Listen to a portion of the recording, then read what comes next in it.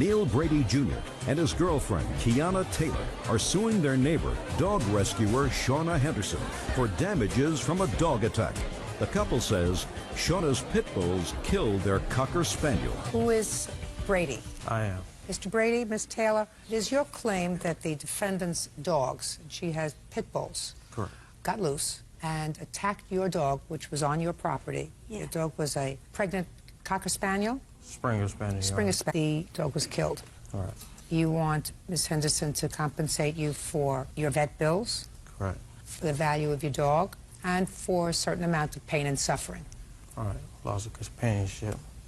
And Ms. Henderson, I'm reading between the lines, says that while it's true that her child accidentally let the dog out, Yes. there is no proof that it was her dogs that killed your dog, and that the amount that you are requesting from her seemed to change periodically. I'm not really sure of what your defense is. Okay. But I have a couple of questions for you. You read the newspaper? No. Ever? Probably twice the past year. Well, first of all, that would be a big problem. You have children? Yes. How many? 2. How old are they? They're 2 and 3.5. Who takes care of them while you're away? Their father, my husband. You live together? Yes. Who works? We both do. When you're working, who takes care of the children? We don't work at the same time. How many pit bulls do you have? They're actually not pit bulls. What are they? They're American Bulldog mixes. This is their license paper showing that they're You not. have pictures of them? Yes. I'd like to see them.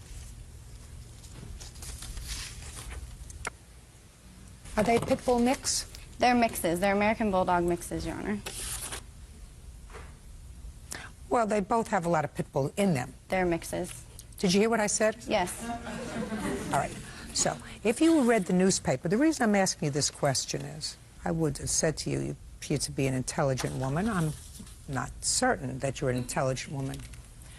But just yesterday, a woman who had a dog, pit bull, that she raised from a puppy, for no reason, turned on her. For no reason. And chewed off half of her face. Now, that's not the first time that that's happened with this breed of dog, and I'm not condemning this breed of dog. I don't know. I've never owned this breed of dog. I'm just talking from a layperson's perspective. So if I were the mother of 2 children, and you know that certain breeds of dog, very large ones, especially ones with the jaw configuration of a pit bull, because once a pit bull grabs hold, because of the way their jaw is configured, I gather, and I've had a lot of pit bull cases, once they grab hold, you can't get them unhooked. Very hard to get them unhooked. Right. So they cause more damage than your standard fair dog if they turn on you. That be a fair statement, Miss Henderson? Sure. I wouldn't know why the mother of 2 babies would keep a dog that had that potential if they decided to turn. If a 2-year-old, for some reason, took a stick and poked the dog with the stick so that the dog turned on them, which a 2-year-old can do. Listen, I have little tiny dogs, and I have grandchildren. And I watch those dogs around those grandchildren because the grandchildren can go over, not in, you know, poke them in the eye, you know, you pull the fur. And that's the way a dog responds. Dog turns around and gives a nip. Well, there's a difference in a little dog giving your kid a nip and a dog that grabs onto your face and rips it apart. Tell me what happened with your dog.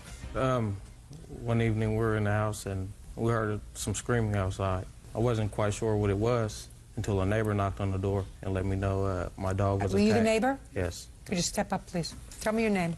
Michael Palmieri. Mr. Palmieri, you are a neighbor of the Brady Taylor family? Yes, I am. Tell me what you saw on what date?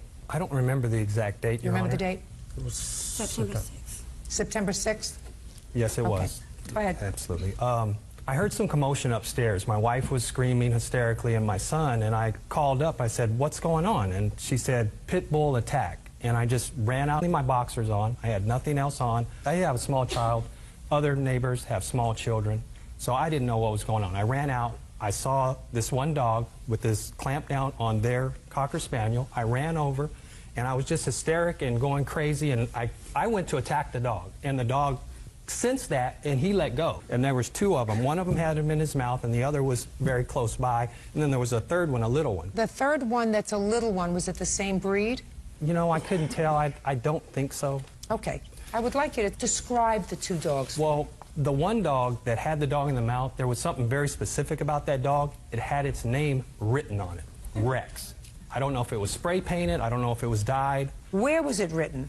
Right on its side. Is that your dog? Yes. Oh, good. Well, there we go. That just took care of that. Yeah. So after that, you know, I got the dogs off, and I didn't know, because I was trying to capture them. I didn't want the dogs to get away, because this same situation happened with me about a year ago, where I was taking care of a pit bull for a friend while he was away, and that dog got away and attacked a gentleman's small dog and killed it, and I got sued. And I have small children. I have a 3-year-old and a 1-year-old. And immediately after that, I said, you got to come get this dog, because I can't have this situation. They are very, very unpredictable. And my daughter loved this dog. So, you know, I understand this is a serious matter. And I like pit bulls. Personally, I don't know, I think they're interesting dogs, but I don't want them around me, and I don't think they're safe dogs. We tried to capture a dog, and as a matter of fact, her brother trapped one of the dogs, and animal control came and got the dog, and they tracked down, I guess they followed it, Neil followed the other dogs, and they found out where the lady lived. It's her dog. There are very few dogs that look like a pit bull that have their name, Rex, tattooed on their side. She acknowledges that's her dog. So what's the problem, Miss Henderson? The problem was that these dogs, I do foster placement, these dogs were rescued. So they've been through 3 temperament testings. They've been around 5-pound Chihuahuas all the way up to 100-pound dogs. So not only have they, like you're disclosing about the personality of a pit bull, which I'm not discrediting. Miss Henderson, rescue dogs usually need to be rescued because they've been abandoned by their owner. Sometimes the owner is not a nice person. Sometimes the owner says, I can't handle this dog. Sometimes rescue dogs have been abused. That would make them even more unpredictable. Not true. I want you to just, listen, they're your children. You got a husband, you're supposed to take care of your children, you're supposed to protect them. I've said what I had to say. 10 million people have heard me say it to you. If, God forbid, something happens to one of your children, do you know how awful you're going to feel? I don't live alone with the dog. I'm just telling you, if, God forbid, something terrible happens to one of your children, you've been now warned, laid out in front of 10 million people. Do you know that you will never in your life recover? Not only won't your children recover, but you will never in your life recover. Now, you've been put on notice by somebody who is not unintelligent that you're doing, as a mother, the wrong thing. As an animal activist, you may be doing the right thing, rescuing dogs, rescuing pit bull mixes that have been abandoned by their owner and have been through teams of 6 dog analysts. I'm telling you, as a mother, you're exposing your children to unnecessary risk and yourself to a lifetime of misery. Because if, God forbid, one of these dogs turns on you, like it did turn on this lady in California yesterday, and eats off their face, you will never recover. So then? Listen to me. I'm not talking about all those dogs. I'm talking about you. I understand. I'm talking about you, who has a 2-year-old and a 3-year-old. I'm talking about somebody who is supposed to not only look good, madam, but be marginally intelligent before you have children. Judgment for the plaintiff for the amount of $3,000. Nothing that I say is going to get through, that's all. 22-year-old Ted Boyer is suing his ex-roommate, 21-year-old Chris Figlewitz, for vandalizing his property, the return of a security deposit, and an assault. Order. All rise. Yeah, this is case number 321 on the calendar in the matter of Boyer versus Figlewitz. You're welcome. Parties have been sworn in, Judge. You may be seated. Ladies, have a seat. Mr. Boyer, how long were you and the defendant roommates? For approximately 6 months. Were you going to school? Yes. What school? Golden West College. What were you studying? Graphic design. And you? I go to Musicians Institute. Were you friends before you moved in together? Yes, ma'am. Quick study. This is your complaint, Mr. Boyer, that this idiot decided to play a little prank on you and sprayed your room with urine, destroying your mattress and your computer. Now, Mr. Figlewitz says it was just a little urine, and it could not possibly have destroyed your mattress Because he just got it on the edge of the comforter. Yep. Yes, Judge Judith. And that it certainly did not go on the computer. In addition, on the same day, he assaulted you, and you were injured. You have photographs to show me. Yes, ma'am. And in addition to that, after you, because immediately after this you moved out, you never got your security deposit back. Now, the defendant says he never assaulted you, and you didn't get your security deposit back because you didn't come and clean up the apartment, right? Yes, that's true, and also he didn't pay all his bills either. I don't have a counterclaim. Okay. When did you move in? August 2004, And when was this incident with the urine? late February. Tell me what happened. It's kind of a funny story. I came home from work one night, and they were out partying, and there was probably like 4 or 5 people over, and it was a common occurrence at the house. There was always a lot of people over, and at that time, I was working and going to school, so it wasn't my main point of interest to be partying all the time. And I'd just become fed up with it after a while. So I was staying at my girlfriend's house, Asia, for the last 3 months because of not only the pranks that were going on, plus the partying. So I decided I'm going to get out of here. I don't want to deal with this tonight. So I take a couple of DVDs over to Asia's house, and we're going to go watch them. I come back because I forgot the ones that we meant to watch, and find the defendant, Mr. Figowitz, in my room coming out with a spray bottle and laughing. I was there. Yes. Yeah. And so, obviously, we're like, what are you doing in my room? That's inappropriate in the first place. And he just laughs and runs outside. And we're like, where are you going? What are you running outside? So we go outside, and he's obviously drunk at this point. So I begin to ask him what he was doing. Ultimately, I get him to admit that he was spraying urine in my room out of a spray bottle. And, Just a second. Yes. How did it get in the spray bottle? You use your imagination. I don't want to use my imagination. I want went you in to the bathroom tell and filled it up. how much of the spray bottle. Maybe. Show me how big the spray bottle was. It was like this big. I maybe filled up that much. And then did you put some water in it? No. So it was straight urine. Yeah. See, the reason I don't like to use my imagination is if you do something stupid, I like 10 million people to hear that you've done something stupid. That's my joy in life.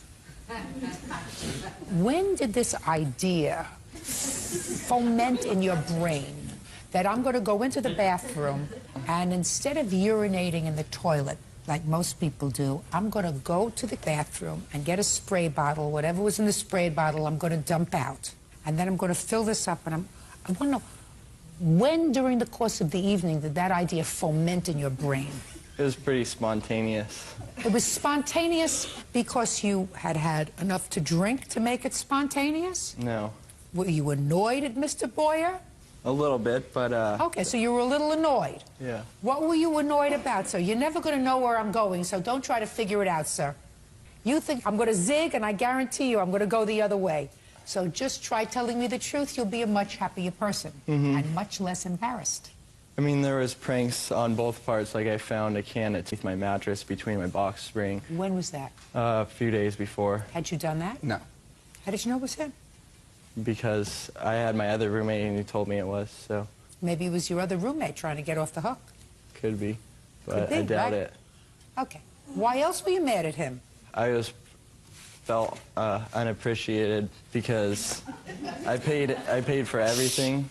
I furnished the whole place and spent like $5,000 on all new stuff, and he would always comment that my furniture was tacky or whatever, or my paintings were. So first, he did a prank, you thought, on you, but really you were annoyed with him Yeah. because he didn't appreciate you enough.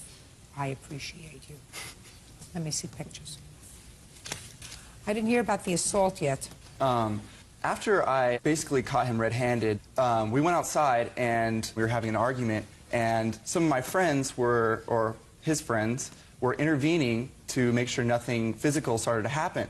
Obviously, I wasn't going to try to do anything. That's not my character. So he comes around and kicks me. We were standing on stairs, mind you, or he was standing 2 stairs above me, kicks me, and I stumbled down, knocked my hand on a beer bottle. It broke and shattered in my arm. That's untrue. And I also have a police report. Can I see it, please? Yes. So you got some scratches on your arms, no stitches, is that right? No stitches. Okay. I wasn't able to go to work the next day. I wait tables, or I did wait tables at the time, so it's obviously inappropriate to have open wounds. Miss Asia, step up, please. I want you to tell me what you observed outside. Okay. Chris went out of the house after we approached him about the situation. We were upset about it because that's disgusting. I sleep there too. I was standing right there on top of the stairs. Ted was on the stairs as well. His friends started getting between the two of them. Then finally something was said and Chris kicked Ted, and then Ted went down the stairs. Where did he kick him? He kicked him, probably hit him about your waist or hip. Oh, in the stomach. With his foot? With his foot, yeah. Because that's where he could reach him. Ted flew forward and then hit his arm on the wall where the beer bottle was. Go ahead. That's not how it really happened. I ran out, I went in the bathroom, and then I walked outside, and then she was, you know, saying, like, you know, Ted's twice my size, he's going to kick my, excuse me. You know, then he was angry, and he came at me, and in defending myself, I pushed him away with my foot, and he scraped his arm on the stucco wall. That's not true, Your Honor. I didn't have any glass in it or anything. I guess he knocked over a beer bottle, but there was no glass in his arm or anything like that. I heard the whole thing, too, Your Honor. Well, I'd like you to stand up and tell me your name. I'm Katie Carlson, and I was in the room when he sprayed the urine. What were you doing in the room? Laughing. Well, that's stupid. I know, it was stupid. How drunk were you? I wasn't drunk at all. And Chris had probably had like 2 beers. He wasn't drunk either. You mean he did this act of stupidity sober? Yeah. Go ahead. So I was in the room, and I'm just interested in what happened outside. when Ted walked in, I had been in the room with Chris, and I walked out. Listen to me very carefully, my dear. Okay.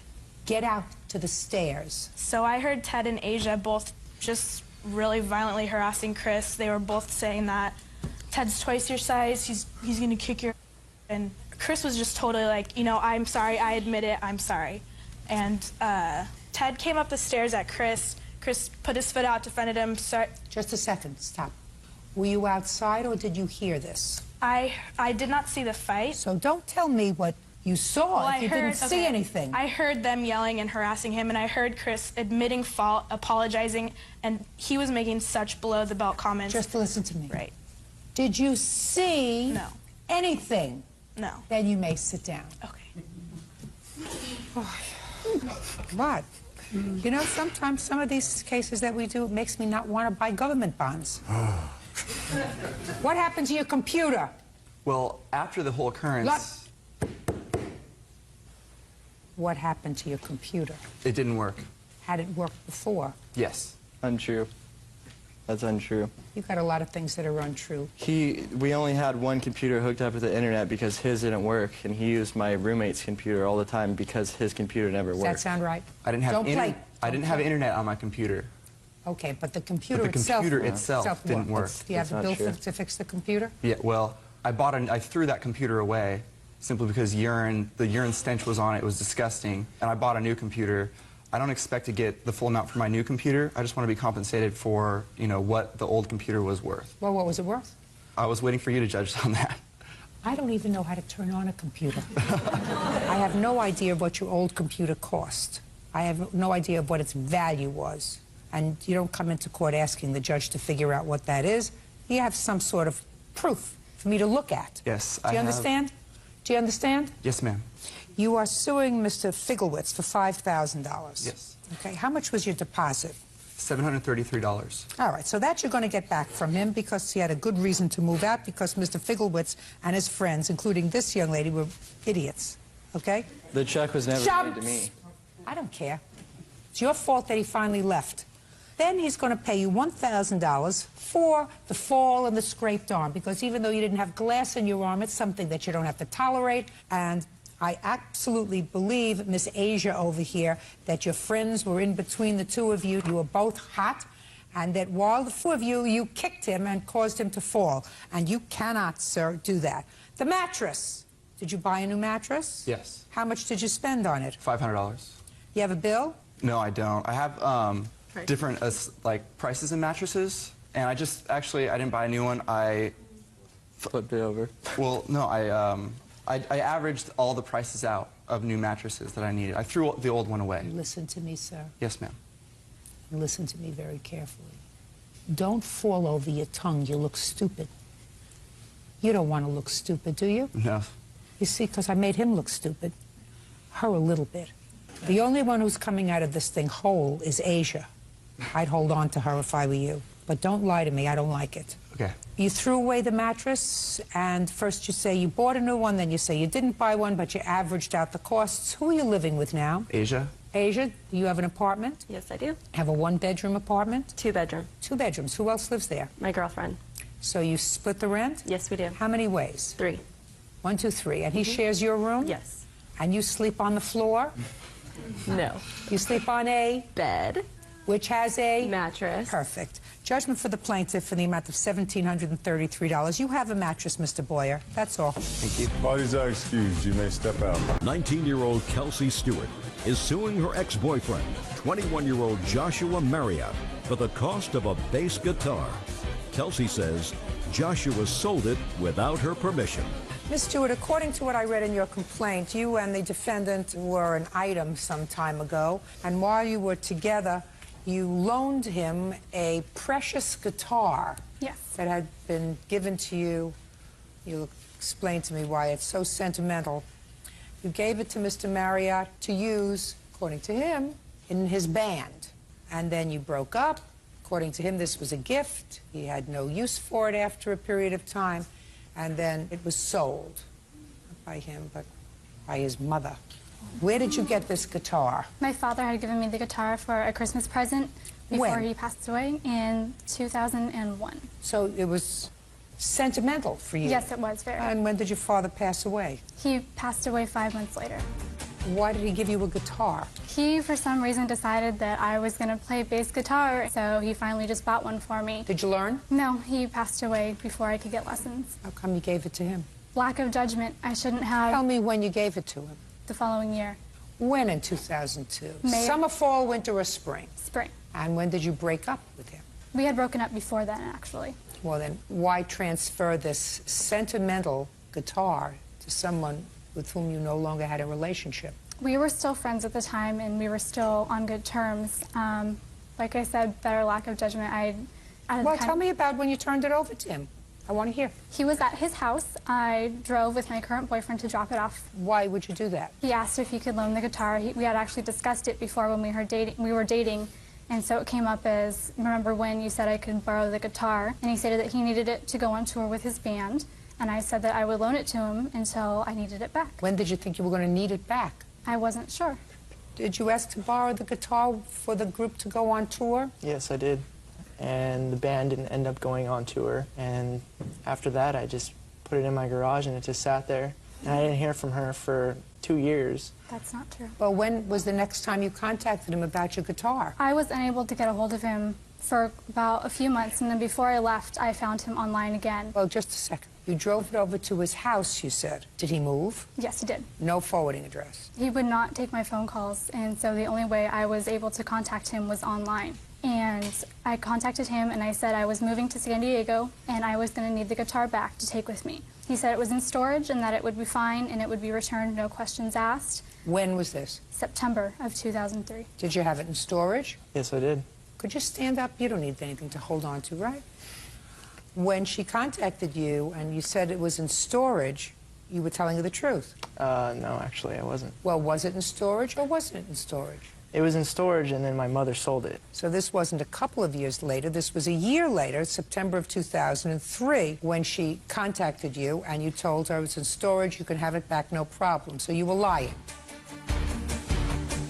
I actually contacted her, which is the funny thing, because I found her on a site called MySpace. And if I would have known that she would have attacked me on the internet for this guitar. Your Honor, that was 2 years later. When she contacted you and said, I'm moving to San Diego. She told me that she was in San Diego when she contacted me. I was also looking for her, too. Why were you looking for her? So I could give it back to her before my mom was going to sell it. Did your mother have permission to sell it? Yes, she did. She had your permission to sell it? Yes, because How big is this bass guitar? Like this. Where were you living and where was your mother living? I was living in Campbell with my grandparents, and my mother was living in Gilroy. Why couldn't you take the guitar with you? Because I kept on moving around too myself, and I wasn't going to carry someone else's belongings with me. Oh. Did you have any clue that this was a gift from her father? No, I did not. Is that right? No, he would have known. It was a very sentimental thing, and I would have told him. Yeah, I assume you would have told him. If it was so sentimental, why would you let me borrow it?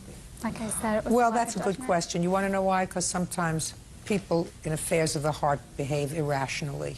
I tell you this for sure, Mr. Marriott, I wouldn't have loaned you the guitar. What kind of a guitar was it? It was an Ibanez-based guitar. And how much will it cost you to replace it? $300. You have any papers to prove that? Yes, I do. Let me see.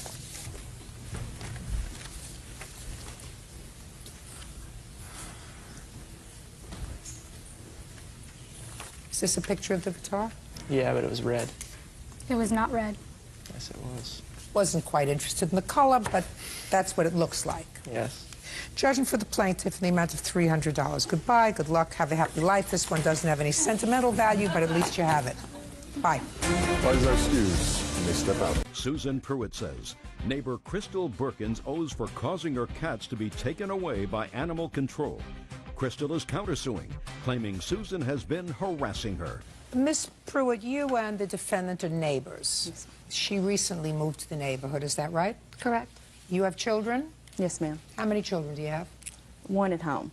And you? 8. Are they all living with you? Yes, ma'am. Okay. Well, it's a shame that you two people got off to a bad start, but according to what I've read, Miss Pruitt, you did just that, get off to a bad start. You don't like each other, that is clear. However, your complaint is you have cats. Cat had kittens. Miss Burkins found herself in possession of 3 of your kittens because they strayed onto her property, I assume. They're allowed to roam free? They were in the front yard. Yes, ma'am. Whatever. They weren't in your house. They got to her house. She corralled them, called animal control, and said, I have these 3 stray cats. They came and picked them up, and now they're at animal control, and you don't have the money to get them out. And you claim that this is a form of harassment. She did it with another one of your cats that got onto her property. Ms. Perkins says one of your cats scratched her child, and you should have kept your cats in your house. If you didn't keep them in your house and they come onto her property, she has every right to corral them and call animal control. That's your defense. Is that right? Yes, ma'am. And you said not only that, but she's been harassing you by sending nasty letters to neighbors and filing false police reports about you. And you have a counterclaim.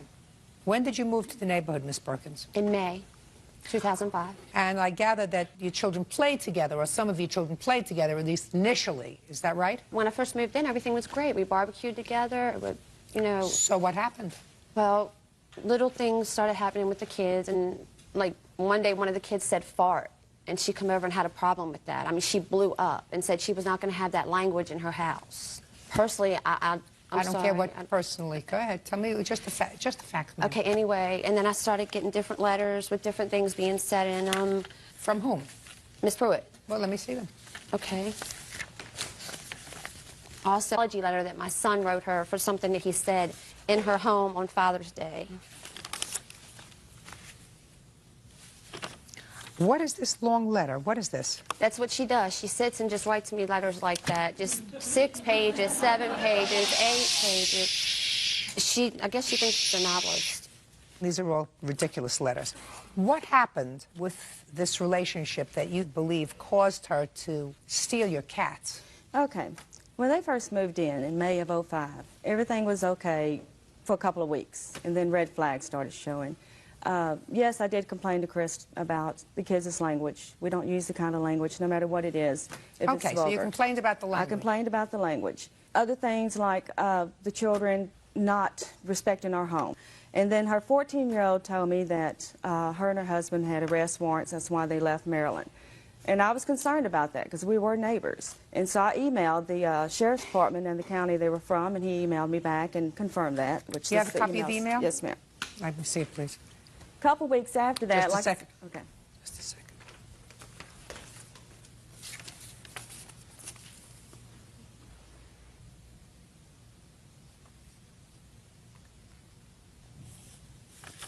Okay.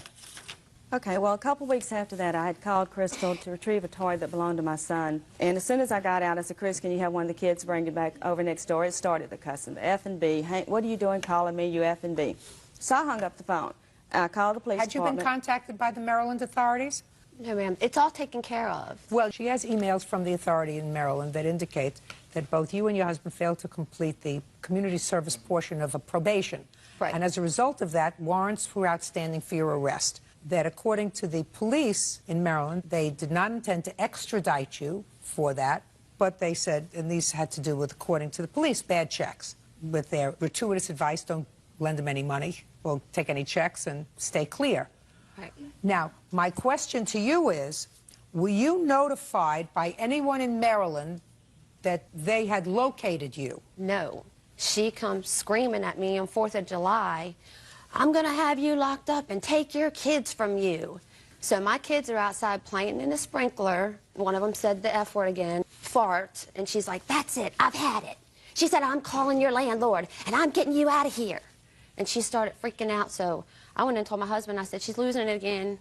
I said, let's just go. So we spent 4th of July weekend in a hotel. My kids didn't even get to pop fireworks. They were miserable. She tried to take my daughter from me when we first moved in. She told my daughter she was going to Okay, so you went to a motel, Miss Perkins. Her name. Listen to me. You went to a motel. Yes. That night.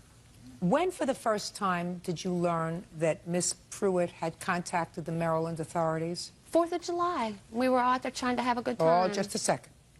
On the 4th of July, did she tell you that? She screamed it across the yard. When, for the first time, did you call animal control on her cats? Right here, I have that date. Give me the date. Here's the picture. Just tell me what the date is. Okay, the first time is the 9th, August 9th. So after the 4th of July. Now tell me where you found the cat that day. In the yard, right under the bush, outside the carport. Outside your house? Yes, ma'am. So what did you do? Well, I didn't, but my daughter did. She picked it up and she put it in the cage, and we called animal control. But that cat, they retrieved.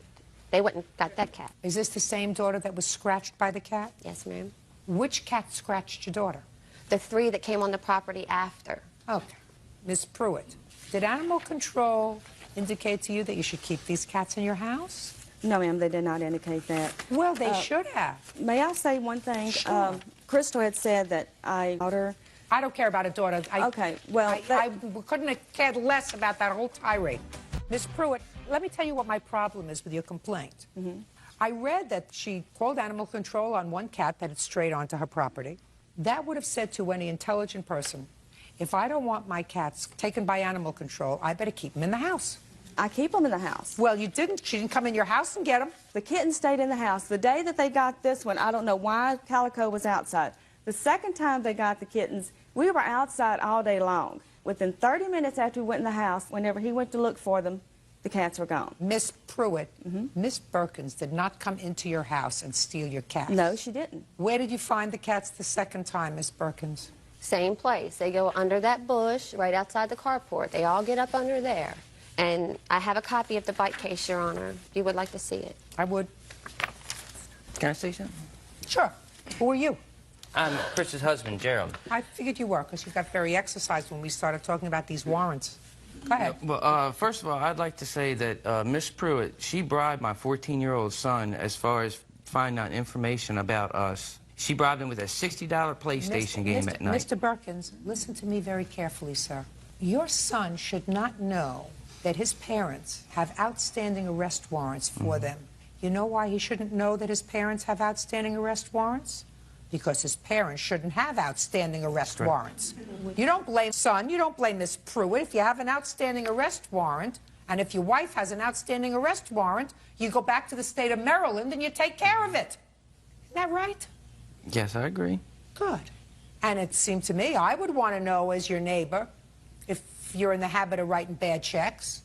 I don't know why your son felt compelled to tell that to Miss Pruitt. He was mad at me because I wouldn't buy the game for him. I told him he had to earn the money. Exactly. And she went and bought And it for she him. said, I'll buy it for you, Brett, but I want to know why your parents are here. And we didn't run. Listen to me very carefully. You left Maryland without completing your community service. 25 hours.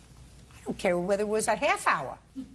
If you wrote bad checks, you were given an opportunity, I assume, to stay out of jail. And the condition of that was that you perform community service. So not only did you commit a crime, but you committed a crime, and then you said to the justice system, I'm just moving. I'm leaving. Before you completed what you promised to complete. Because when the judge sentenced you, the judge said, this is what I'm going to do. Do you promise to complete community service? And you say, I'll do whatever is necessary to stay out of jail. If you had said, we're not going to do community service, they would have put you in jail for 60 days or for 90 days or for 6 months, and then you wouldn't have to do community service. You're supposed to do the right thing and teach your children to do the right thing. Why are you looking at me with some look of incredulity? Am I saying something that doesn't sound right to you? No, ma'am. Good. May I say something, Your Honor? No. Okay. No, because I just don't understand you. If they took one of your cats and they called animal control, so you know that they were angry with you, and they were angry with you in all probability because you had stirred up this muck about the Maryland warrants, then it would seem to me if you value your kittens, you keep them in the house. They did not come to your house to steal your cats, Miss Pruitt. I offered the cats. Shh. You did not offer the cats. Yeah. Whether they did or whether they didn't, my issue is whether or not you have a lawsuit. And you don't.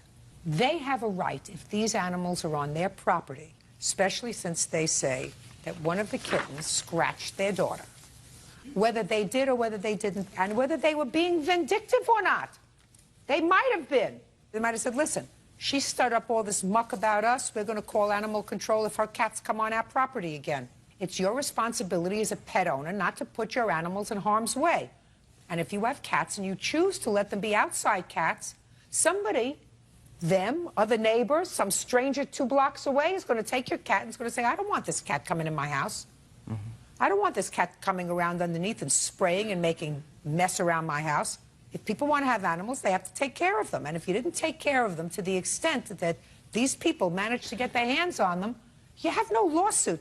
I know what you're saying, but I also know these people, and they did do it in a vindictive way. And they may have, but we don't have a special court. For the kids we don't have a special court for that. We don't have a special court for motives. I can say that it really wasn't the right thing to do. You could have just shooed them away and kept shooing them away. That's not what they pay me for. Right. They pay me to make a judgment as to whether or not you have a lawsuit, and you don't. Neither do you. You don't like each other. It's unfortunate that you don't like each other. Do you still live there? Absolutely, and I'm not moving. Good. Mr. and Mrs. Perkins, if I were you, I would go back to the state of Maryland and say, I'm sorry we left. I'd like to get this warrant discharged. I would like to complete my community service. I'm going to do that when my husband next has a 2-week vacation so that I can travel to all 50 states without risk of being arrested. Do I make myself clear? Yes, ma'am. Good. That's all. Parties are excused. You may step out. 24-year-old Cherie Peterson is suing her former friend, Kevin Outlaw, for a loan to buy a 1999 Lexus. Kevin says Cherie took the car back. Miss Peterson, you worked with the defendant in the same place? Yes. Where was that? UC Davis Medical Center. What did you do there? I do clerical work mostly. We actually still work together, but at the time that everything started, we worked more closely together in the file room, and now I'm doing more of new patient appointments. Oh, God, that was a long answer. Mr. Outlaw, according to what I read in Miss Peterson's complaint, she was a very good friend to you. You needed a car. You had miserable credit, so you couldn't get a car loan on your own. And you asked her if she would co-sign a car loan for you with the understanding that in 6 months' time you would be working on your credit to get it back up to snuff, and you would refinance the car, getting her name off the loan. That was your agreement. Is that right? Yes. In exchange for that, you were going to do what? Well, I gave her $200 to do For that. her trouble. Yes. And she accepted the $200, and you went down to the car dealership where you had already picked out the car? Yes, ma'am. When you got there, according to Miss Peterson, they said, well, she can't just be a co-signer on this loan because it would be much better and your payments would be much less if the title to the car was in her name and all the payments in her name because your credit was really bad, right? Yes, ma'am. So Miss Peterson said, okay, you know, it's just going to be for 6 months, right? Right. So she allowed her name to be put down on the car, title in her name, and then 6 months go by and you don't get the car out of her name and the loan, right? Yes. Why not? Well, at the time, Your Honor, unfortunately, a couple weeks after I got the car, I went out on medical leave. I had a torn knee tendon in my knee, so I was off for a month. And when I came back, at the time I was working 2 jobs. I was a bartender also, part-time. So I lost my job when I came back. They said I was, overworked, I guess. Also, the car had to be put into the shop a few times. I had to get some repairs done on the car. None of this is Miss Peterson's fault. That's right. This is all your bad luck. Yes. Keep going. Okay, so the second income is gone, so I've had to get the repairs done on the car, which really cost me a lot. So I wasn't able to work on my credit like I was supposed to. And you had creditors because why, sir? Because you didn't pay your bills? Bad decisions, yes. Bad decisions isn't the reason for bad credit. You didn't pay your bills. Okay. And how many people did you stiff? How many credit card companies did you stiff? Credit cards are probably 2. In what amount, sir? I think one was 600 and something, and I can't really remember the other one. Anybody else? Maybe some phone bills, cable bills. Phone, cable, credit cards. Also, not Miss Peterson's fault, is that correct? Correct. So this is what happened. After the 6 months, Miss Peterson said, I want my name off of this loan. This was our agreement. And she said, if you don't get my name off of this loan, I'm taking the car back, right? Correct. And you didn't get a loan, and she took the car back, right? Correct. And she sold it, correct? Correct. And there was a shortfall on the loan. Correct. Which you want him to pay. Correct. I'll hear you. Well, I don't understand how I owe, Your Honor. I mean, I held up my end of the bargain as far as the 6 months. No, you didn't. I didn't? No, you didn't. Your contract with her, 6 months' time, you would get this loan out of her name. We don't have a written contract. You don't have to have a written contract. You've just testified, sir, that that was your contract with her. In exchange for $200 for 6 months, she would allow her name to be used on this loan, and you agreed contractually with her that within 6 months' time, that loan would be out of her name. You failed to fulfill your obligation. Your obligation was to make the payments and get her name off that car loan so that she didn't have to hook her star to your galaxy because you are an accident looking to happen. How much was the shortfall on the car? I had to come up with about $5,500. Show me. Here's the bill of sale and also what I had to come up with. The receipt shows $5,517, I think. And the other is the bill of sale, which the person bought the car for $14,000. And I owed $19,500. Miss Peterson, how old are you? I'm 24. Did you graduate from college? Yep. Mm-hmm. You didn't take a course in practical skills. I didn't take logic, no. Never do this again. I won't. I've learned a big For lesson. the boyfriend, for the husband, for your cousin. Nobody. I've learned. Have you? Yes. About $5,000 worth of learning. That's a lot of saving. Yeah. Judging for the plaintiff in the amount of $5,000. You owe her the money. Parties are excused. You may step out. Mary Freer says stepson Jonathan Freer owes for destroying her home and her car. Jonathan says his actions were a result of his drug addiction. Miss Freer, the defendant is your stepson. Yes. How long were you married to his father? 20 years. Did he live with you during any of that period of time? Not until recently. He lived with his mother. We saw him until he was 5 years old, and then she basically stole him. And we didn't see him again until he was 18. Well, your lawsuit says that there came a time when your stepson rented a house from you and your husband. It was a house that you and your husband owned. It was a rental property. Yes. And he was supposed to pay rent. He did for a while, then he sort of fell off with the rent. He also was using a car that belonged to who, you or your husband? Myself. And your husband, unfortunately, passed away this past summer. And when you went to the rental property, found that he had moved out, and the place was totally trashed. Yes, it was. And the car was likewise totally trashed. Yes, ma'am. And you want him to pay for that. He should. And his defense seems to be that if he had a debt to take care of the house, not the rent, just the condition of the house and the car, the debt was with his father, not with you. And when his father passed away, the debt vanished. Is that your defense, sir? Yes. You don't really believe that, do you? Yeah. I have a couple of questions for you. Okay. I'm not going to say anything funny. I guarantee you that by the time you're finished here, you will not be laughing. How old are you? 26. How do you support yourself? I work. Doing what? I install glass in buildings. When did you move into this rental property? A couple of years ago. Tell me when. Don't be smart and don't be smug. Are you a drug addict or an alcoholic? I was. When? Back when I was living there.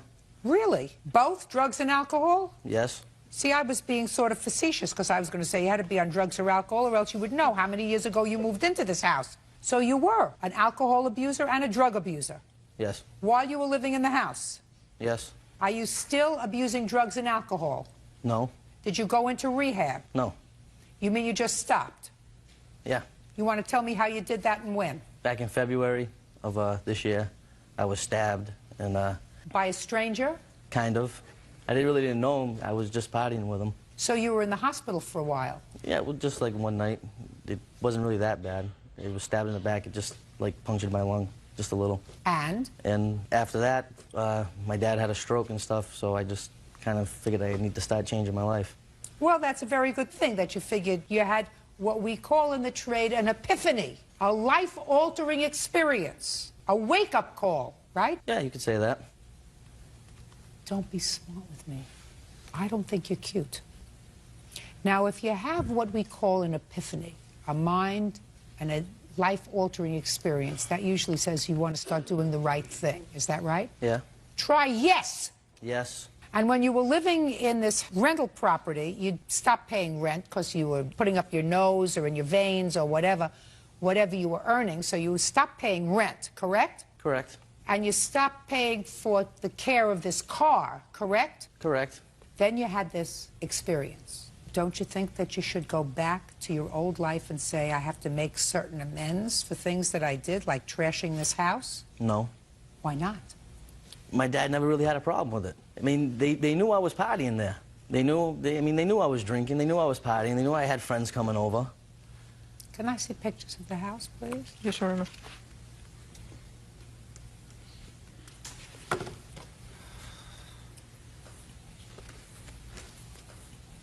Staying with friends.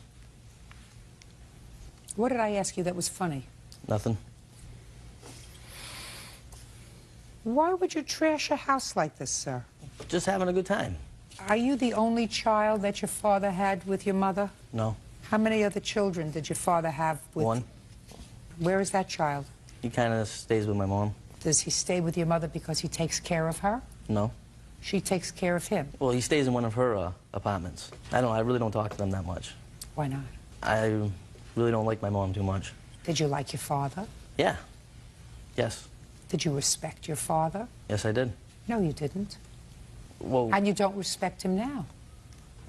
Did I wipe the smile off your face? You don't respect him now because if you respected him, you wouldn't have done this to his property.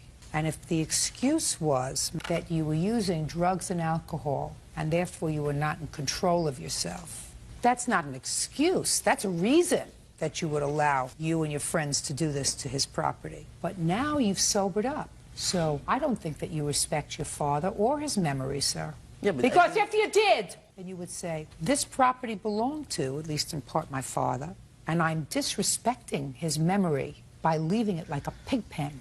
I'm disrespecting who he was and how nice he was to me by saying to me, listen, we'll give you a home. You don't like your mother. Maybe she's a problem, but I want you to feel as if you have a home with us. Here's a place for you to live, and you take it and trash it. But then you get clean and sober, and you don't fix it. And there's no excuse for that if you want to do the right thing and turn your life around, Mr. Frere. We understand each other? Yes. We're not laughing anymore, are we? No. I see the estimates of what it's going to take to clean up this place. I doubt whether the jurisdiction of my court would cover it.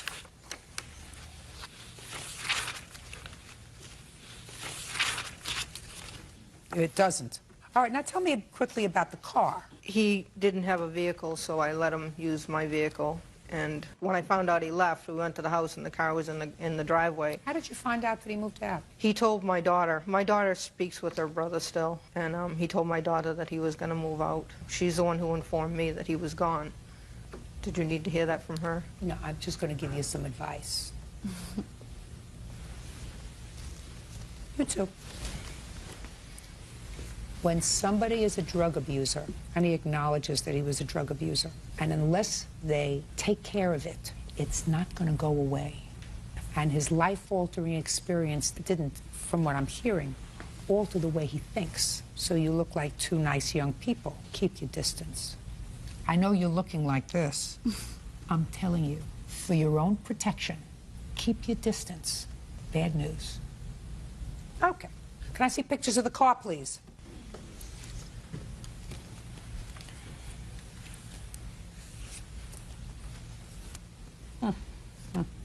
He came to us with some serious problems, and it took us a while, and it appeared that he had straightened his life out. He really was doing great. He had a great job, made good money, and that was why he rented the apartment, why we let him move in, because we figured that it was his family. He was going to take care of it just like we would have. And he did. For over a year, he did. And then I don't know if it was his father getting sick or what happened to him, but it all just hit the wall, and he reverted right back to what he knew. And, you know, what I'm left with is to pick up the mess. Mrs. Frere, listen to me. When he came to you, he had some problems. Is that what you said? That's exactly what I said. And would those problems include substance abuse? I'm sure it was. I couldn't prove it, but I would say. And then he got a job, and he appeared to be okay. He did very well. And then he went back to drugs and alcohol. Yep. Did you hear what your mother said? Yes. Unless you take care of it once and for all, it's like an enemy that you wound over your shoulder. If you wound an enemy, that enemy can always come back to hurt you, right? Mm-hmm. That's drugs. You have to get rid of it. And he's not smart enough to get rid of it on his own. And he's never gone anywhere to help him get rid of it. So he's always going to go back to it. And he's going to suck you in if you let him. You understand? Yes. Good. So I'm glad you're working, sir. Good. And if I haven't been able to help you, that's too bad. Judgment for the plaintiff in the amount of $5,000. That's all. Thank you. Thank you. Parties are excused. You may step out. 26-year-old Sarah Blount is suing her former friend, Felicia Ale, for losing her backpack. Sarah claims Felicia gave the backpack to a stranger. Ms. Blount, you are suing the defendant for a backpack and its contents. Yes, Your Honor. Lots of expensive goodies in this backpack that you had left in her car. Yes. The defendant has a rather interesting defense, which I'm going to allow her to explain to Officer Byrd here, because he's going to be fascinated with the defense. How did you know each other? We're acquaintances, former co-workers. We've known each other for about a year, and we had both been at the same festival. What kind of festival was it? It was a music festival. When? It was the weekend ending on Sunday, June 26th. What were you doing there? I was working. I have a second job. I was working for the brewery there, and so I had been working every day and camping at night. And the defendant, what were you doing there? I was working for the promoter of the festival. I've worked for him for the past 3 years. I'm in charge of ticket sales, handling cash for the festival. Good. So you saw each other there during the weekend, and yes. According to what I read in your complaint, Ms. Blount, the defendant was going to give you a ride home. Yes, she had offered on the last day, on Sunday, she said, "How are you getting home?" I said, "I'm not sure yet." I knew. Where do you live? We both live in Portland, maybe 45-minute drive from where the festival was held? Yes. Okay. So she said, "How are you going to get home?" Yes, and she said, "I'll give you a ride home. Here are my keys. Put your pack in my car." I want to emphasize before anything else that this pack was full of everything I needed for 4 days on cold nights in Oregon. I work at a camping outdoor store. It wasn't cheap, shoddy merchandise. It was very nice. It was several of the items were brand new. Okay. A little while later, it started raining. Felicia approached me, said, "You know what? I'm going to go home a little early. I can't give you a ride home." So I said, "Well, let me go out of your car now." She goes, "Oh, don't worry about it. At 5:30, we will meet." We made plans to meet on the road where the road forks on her way out en route to the exit. And what time were you going to leave? I was working that evening, so I wasn't leaving until later in the evening. Okay, you were going to leave at 5:30. I had approached Sarah in the beer garden where she was working and said that it was raining and I wasn't going to stay until the festival was over. So you were leaving early. You were so I was going to leave early. So I asked her what would be a good time to meet. We both agreed that 5:30 would be a good time. That was a few hours before the meeting time is when I had approached her. Fine. So what happened? So she said, "Let's meet where the road forks and we'll meet at my car. If I'm not there, go up to the parking lot," which I knew where that was because I had gone to put my pack in her car at the parking lot. So at 5:30 on the dot, I stopped what I was doing and I went to the road. I couldn't find her. I couldn't see where she was, so I went up to the parking lot. I couldn't see her car there. I'm looking for her car, which is a station wagon. It's a white wagon. I look up and down. I walk up and down the road for approximately 15 minutes, thinking, you know what? I have to get back to work. I don't see her.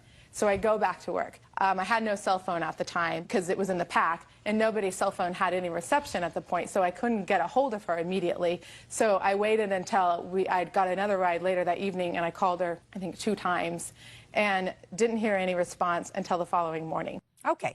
What happened, Ms. Hale? I went to my car. I waited at my car till about 5:33 is when I got in my car. I got to the corner at 5:36 and waited for a few minutes, and I didn't see Sarah. So when I had gone to speak with her earlier at the beer garden, she had expressed to me that she needed her pack. So I didn't want to leave the festival with her backpack, knowing that she needed it.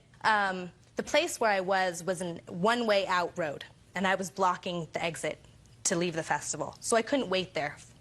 There happened to be a gentleman sitting in a chair who was a staff member. He had a staff shirt on, sitting in his chair, and I told him what was going on, that I was supposed to meet this woman to give her her backpack there. She wasn't there. Would it be all right if I left it with him? He was... You hear those groans? He was a staff member. He was a staff member. He was going to be there for the next hour and a half. She wasn't there. And she'd told me she needed her bag. I had no way of getting a hold of her, so I figured the best thing to do is to leave it in the exact spot where we're supposed to meet. It's a visible spot, and he was going to be there for the next hour and a half. I told him her name, who she worked for, and he said, does she know to meet you here? And I said, yes, but it's 5:36, and it's, you know, by this point I had been there a couple of minutes. There were cars behind me trying to leave, and I had to go. Got it? All right, can I say... I had no idea I was looking for a man, a stranger. The law is pretty clear. You do not owe her extraordinary care in taking care of this backpack, which you gratuitously said you can put in my car. You owe her what I perceive to be ordinary care. The question is, did you exercise ordinary care in first waiting according to you, giving you every possible benefit of the doubt, 6 minutes beyond the 5:30, 6 minutes, not a half hour, not 40 minutes, not an hour, 6 minutes beyond which you claim she was late. That's giving you every benefit of the doubt. Let's say your watch might have been off a minute or two. Okay. Okay? Did you exercise ordinary care in turning this backpack over to someone that, despite the fact that you say he was a staff member because you didn't know, he didn't know her, he didn't know what she looked like. She didn't know him. You didn't get a telephone number. You didn't ask him for any identification. You could have said, listen, I want to give this to you, but you have your ID on it so I can take down your name and your phone number in case you don't hook up with us so that she can get in touch with you. Nothing. You take the backpack and you say, here, take it, give it to her. She's supposed to be at 5:30. She's not here at 5:30. It's no longer my responsibility. The law doesn't give you that right, Ms. Ale. The law says you have to exercise ordinary care. And unless you did that, unless you got this man's identification information, his telephone number, a place where he could be contacted so that in case that they couldn't get together, she would have some way of contacting him, not just a man who was wearing a shirt that indicated he worked there. Well, I had no way of contacting her. You did not exercise ordinary care. You added up the things in the backpack? Yes. What did it come to? $978. Can I see the bills, please? Okay, I have receipts from my place of employment where Can I I bought see them. it, please?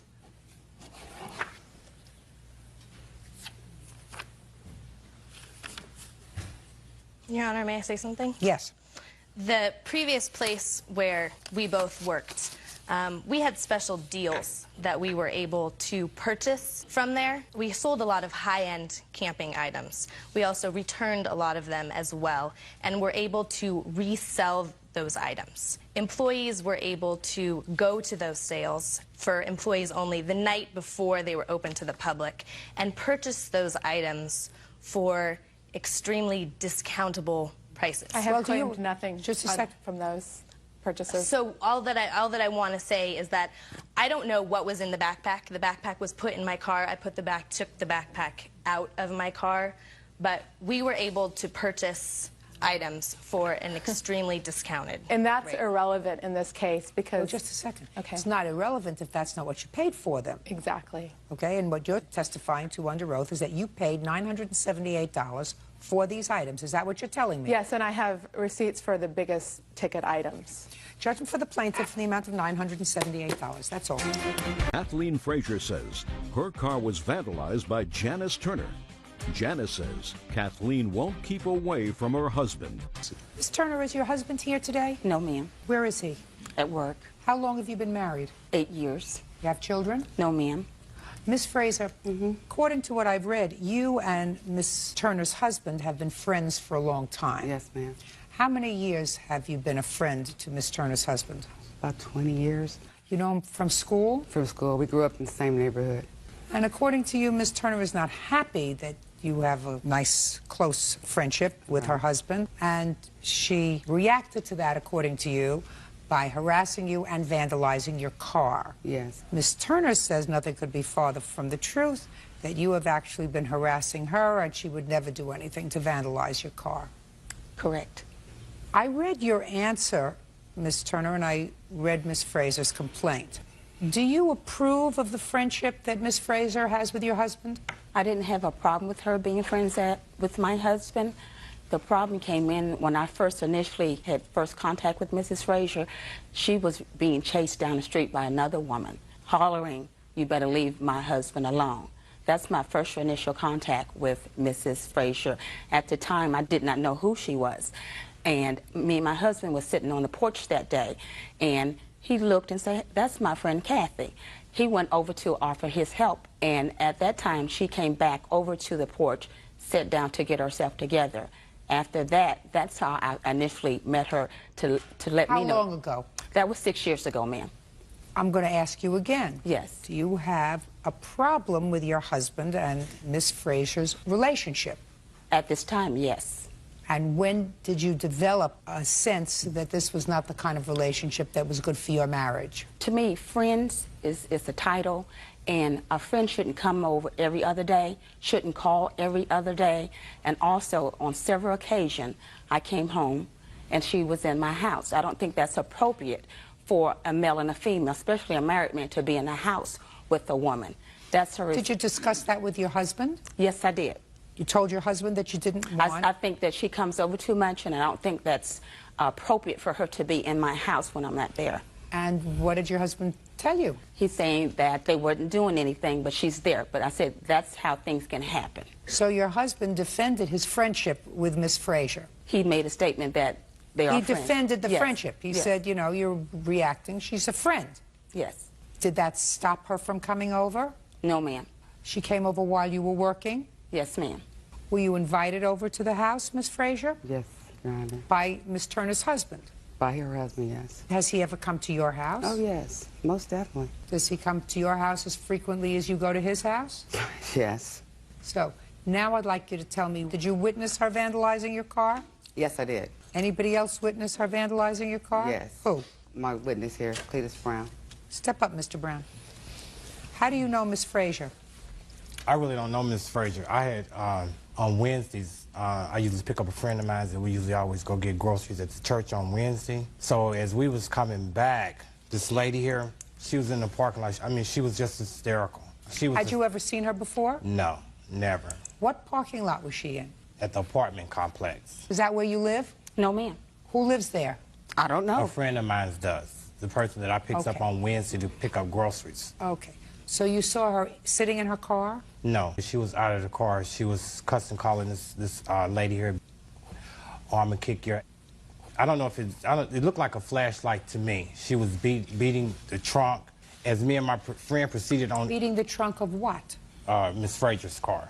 And you didn't know Miss Fraser at the time? No, I did And you not. didn't know Miss Turner at the time? No. So what did you do when you saw Miss Turner beating the trunk of the car with Me and what looked like a flashlight? Me and my friend, we proceeded on into the apartment complex because he stays right there on the first floor.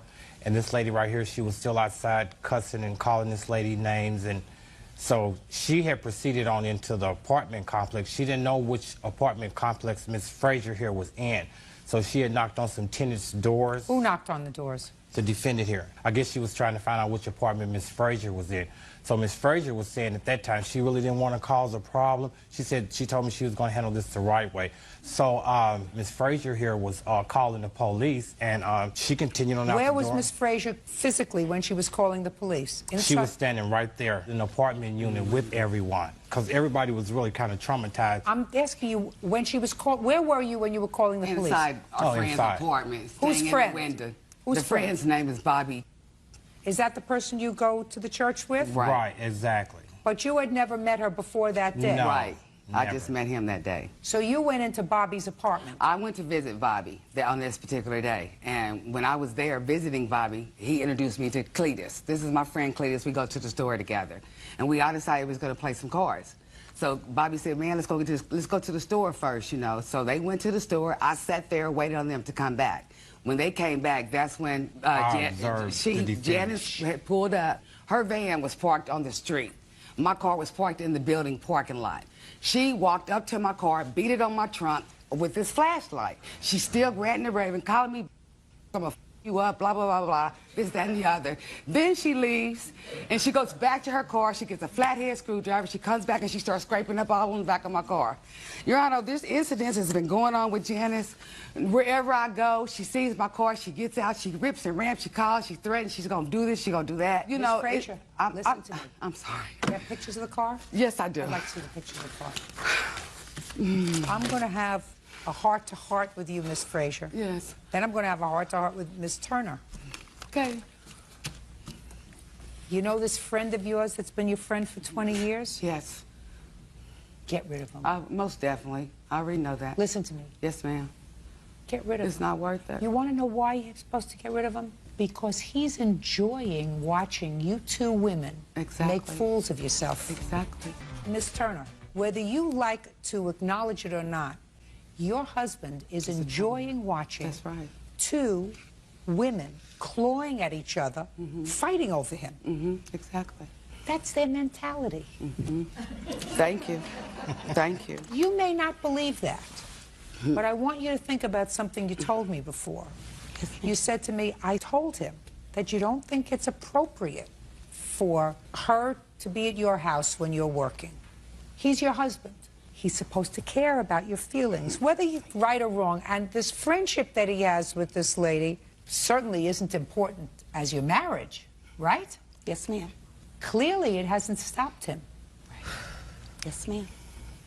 So he's sitting back and he's enjoying watching you two ladies make fools out of yourself. What does he do for a living? It's a painter. And what do you do? I'm a secretary. You've been working for the same company for a while? 15 years. You look like a terrific lady. Thank you. What do you need him for? You think he's making your life pleasant? According to the answer that I receive here, he has not made your life pleasant in the last few years with his relationship with Miss Frazier. You did the wrong thing, by the way. I mean, he's married. I know. He's married. It's nice to have a male friend. But if it gets in the way of his marriage and it gets in the way of your peace, you say to him, listen, stay with your wife. Leave me alone. I'll find another friend. Cletus looks like a lovely man. Find Cletus. Are you married, Cletus? No, ma'am. Perfect.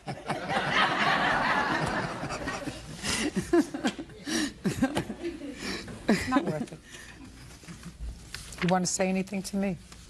I want to say that on the date of April the 6th that she's claiming, I was working at the time she said, approximately at 1:30. She didn't say any time. Ma'am, I'm just going on her statement. I'm just telling you, Cletus wasn't lying. Okay. You can't get that kind of frustrated, Miss Turner. Anything else you want to tell me? No, ma'am. Can I see the estimate of the damage, please? Are you friends of hers? Yes, ma'am. Been friends for a long time? Yes. You know the husband? Yes, I do. Your Honor, I also know how Miss Frazier I work with Miss Turner at the school, and she has harassed our office staff. I have all of that information. I believe it's true. Okay. You following what I'm saying about this husband? I follow you. He's enjoying watching these two women fight over him. Makes him feel good, you know? Makes him feel like Brad Pitt. For real, for real, for real. It's not worth it. I'm sorry. Judgment for the plaintiff in the amount of $1,151. Thank you. Thank you. 27-year-old car parents, Harris and Judy Taub, are suing their neighbors, 13-year-old Kimberly Gilmer and her mother, Martha, for car repair bills. Mr. and Mrs. Taub, and I assume this is your daughter. Right. Who, according to your complaint, is entering law school. I just finished law school, actually. and Just took the finished bar. law school. Yeah. Good. Congratulations. Thank you. Good luck. According to your complaint, you purchased this car for her. You a neighbor of the defendants? Do you live across the street from each other, or was she just visiting a neighbor? I was visiting. She was visiting a neighbor of yours, and her daughter got into her car and either backed or moved forward, and her car hit your car, causing some damage. Do you have pictures of the damage? We do. I'd like to see it, please. Where did you go to law school, Ms. Taub? Golden Gate University in San Francisco. Mm-hmm.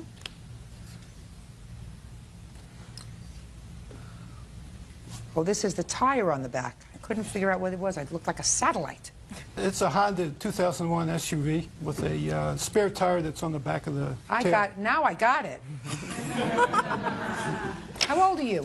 I just turned 13. When did this happen? August 14th. What time of the day or evening did you go out and get into this car? Like the afternoon. Whose car did you get into? My mom's. Why? Because we were about to go home. Who gave you the keys to the car? My mom's purse was in my grandma's house, and I knew she would forget it, so I had her purse on my shoulder. So you had your mother's purse on your shoulder. You took the keys? Yes. Why did you start the car? Because it was a really hot day, and I wanted to turn the air conditioning on so it would get cool in the car when we were driving. But you hit their car. How did that happen? Because I didn't know the car was in gear, and I didn't know it would move, and when I put the keys in the ignition and turned it, it jumped forward because the car was in, or lunged forward because the car was in gear. Tell me your first name. Kimberly. Have you ever put the key in the car before? Kimberly? Have you yeah. ever... Where were you when you put the key in the car before? The key in my mom's car or someone else's car? In your mom. Let's try your mom's car. At our house, just putting them in. For what reason? I don't know. Just because. Where did you get the keys from when you just because put it in the ignition? From in her car, because she always puts her purse in the car. Has your mother ever said to you, don't take the keys out of my car and don't start the car? Yes. Hmm? Yes. So why do you do it? Because I didn't listen to her. Right. So now, Kimberly, your mom gave you her pocketbook or you took it? I took it. And did you tell her you were going outside to wait for her? Well, we all went outside. Me and my older sister, her boyfriend, and my mom. So your mother saw that you had her pocketbook? I don't know if she saw I had it, but... Well, she didn't leave her pocketbook in the house, did she? You were all getting ready to go. Don't speak to her. So, Kimberly, these people are in their house not doing anything. Their car is sitting on the street in a legally parked space, and you get in the car, and you start the car, and you lunge forward, and you damage their car. Who do you think is responsible? Me. Great! But... Just a second. Great. Now I'll hear your but. But I didn't. It's not like I purposely tried to hit their car. That's why they call it an accident. Yeah. Whose fault is it? Mine. Right. And if you were an adult, you would have to pay for it, right? Right. Because it was an accident that was your fault. Even though it wasn't purposeful, you didn't get into the car with a view towards damaging somebody else's property. That's why we call it an accident. But since you're 12 and not responsible under the law, so I can't make a judgment against you, I have to make a judgment against you. Right? Perfect. Then we understand each other. How much did it cost to fix it? Well, we haven't gotten it fixed yet. What's your estimate? $945, close to $950. $945. Yeah. How many estimates do you have? We have two. The one I like, though, the brunt of the damage was done on this wheel cover. It's cockeyed. And what the mechanic said to me made sense. Don't tell me what the mechanic said to you. Just let me see the two estimates. Sure. Judge Judy, can I tell you how it really happened? Sure. Are you interested? Okay. Sure, I am interested. Okay. Always interested if somebody's not telling me the truth. Okay. Well, I was reading. It was around I don't care what you were doing. 5 o'clock. Quiet. I hear noise outside. Like, I thought they were drunken kids outside before I even saw them, just by the noise element and how they were giggling and laughing. Let's go. I have outside, other things to do today. And I see the two kids. They talk to a fella, and I figured, well, you can't stop kids from being on the street. I went back to read a book. About a minute later, I looked out again. I just got a gut feeling nothing good was going to come of this. I see her get into the car, sans pocketbook, no pocketbook. And the other, her girlfriend, was egging her on. And they were What do you both mean? Don't tell me laughing. she was egging you on. What did Do she it, say? do it. You're not going to do it. Do it. You're not going to do it. I know you're not going to do it. And they were both laughing. I mean, really laughing. And now I'm glued to the window because this car it doesn't even have a paint job. It's like a black matte primer. I got it.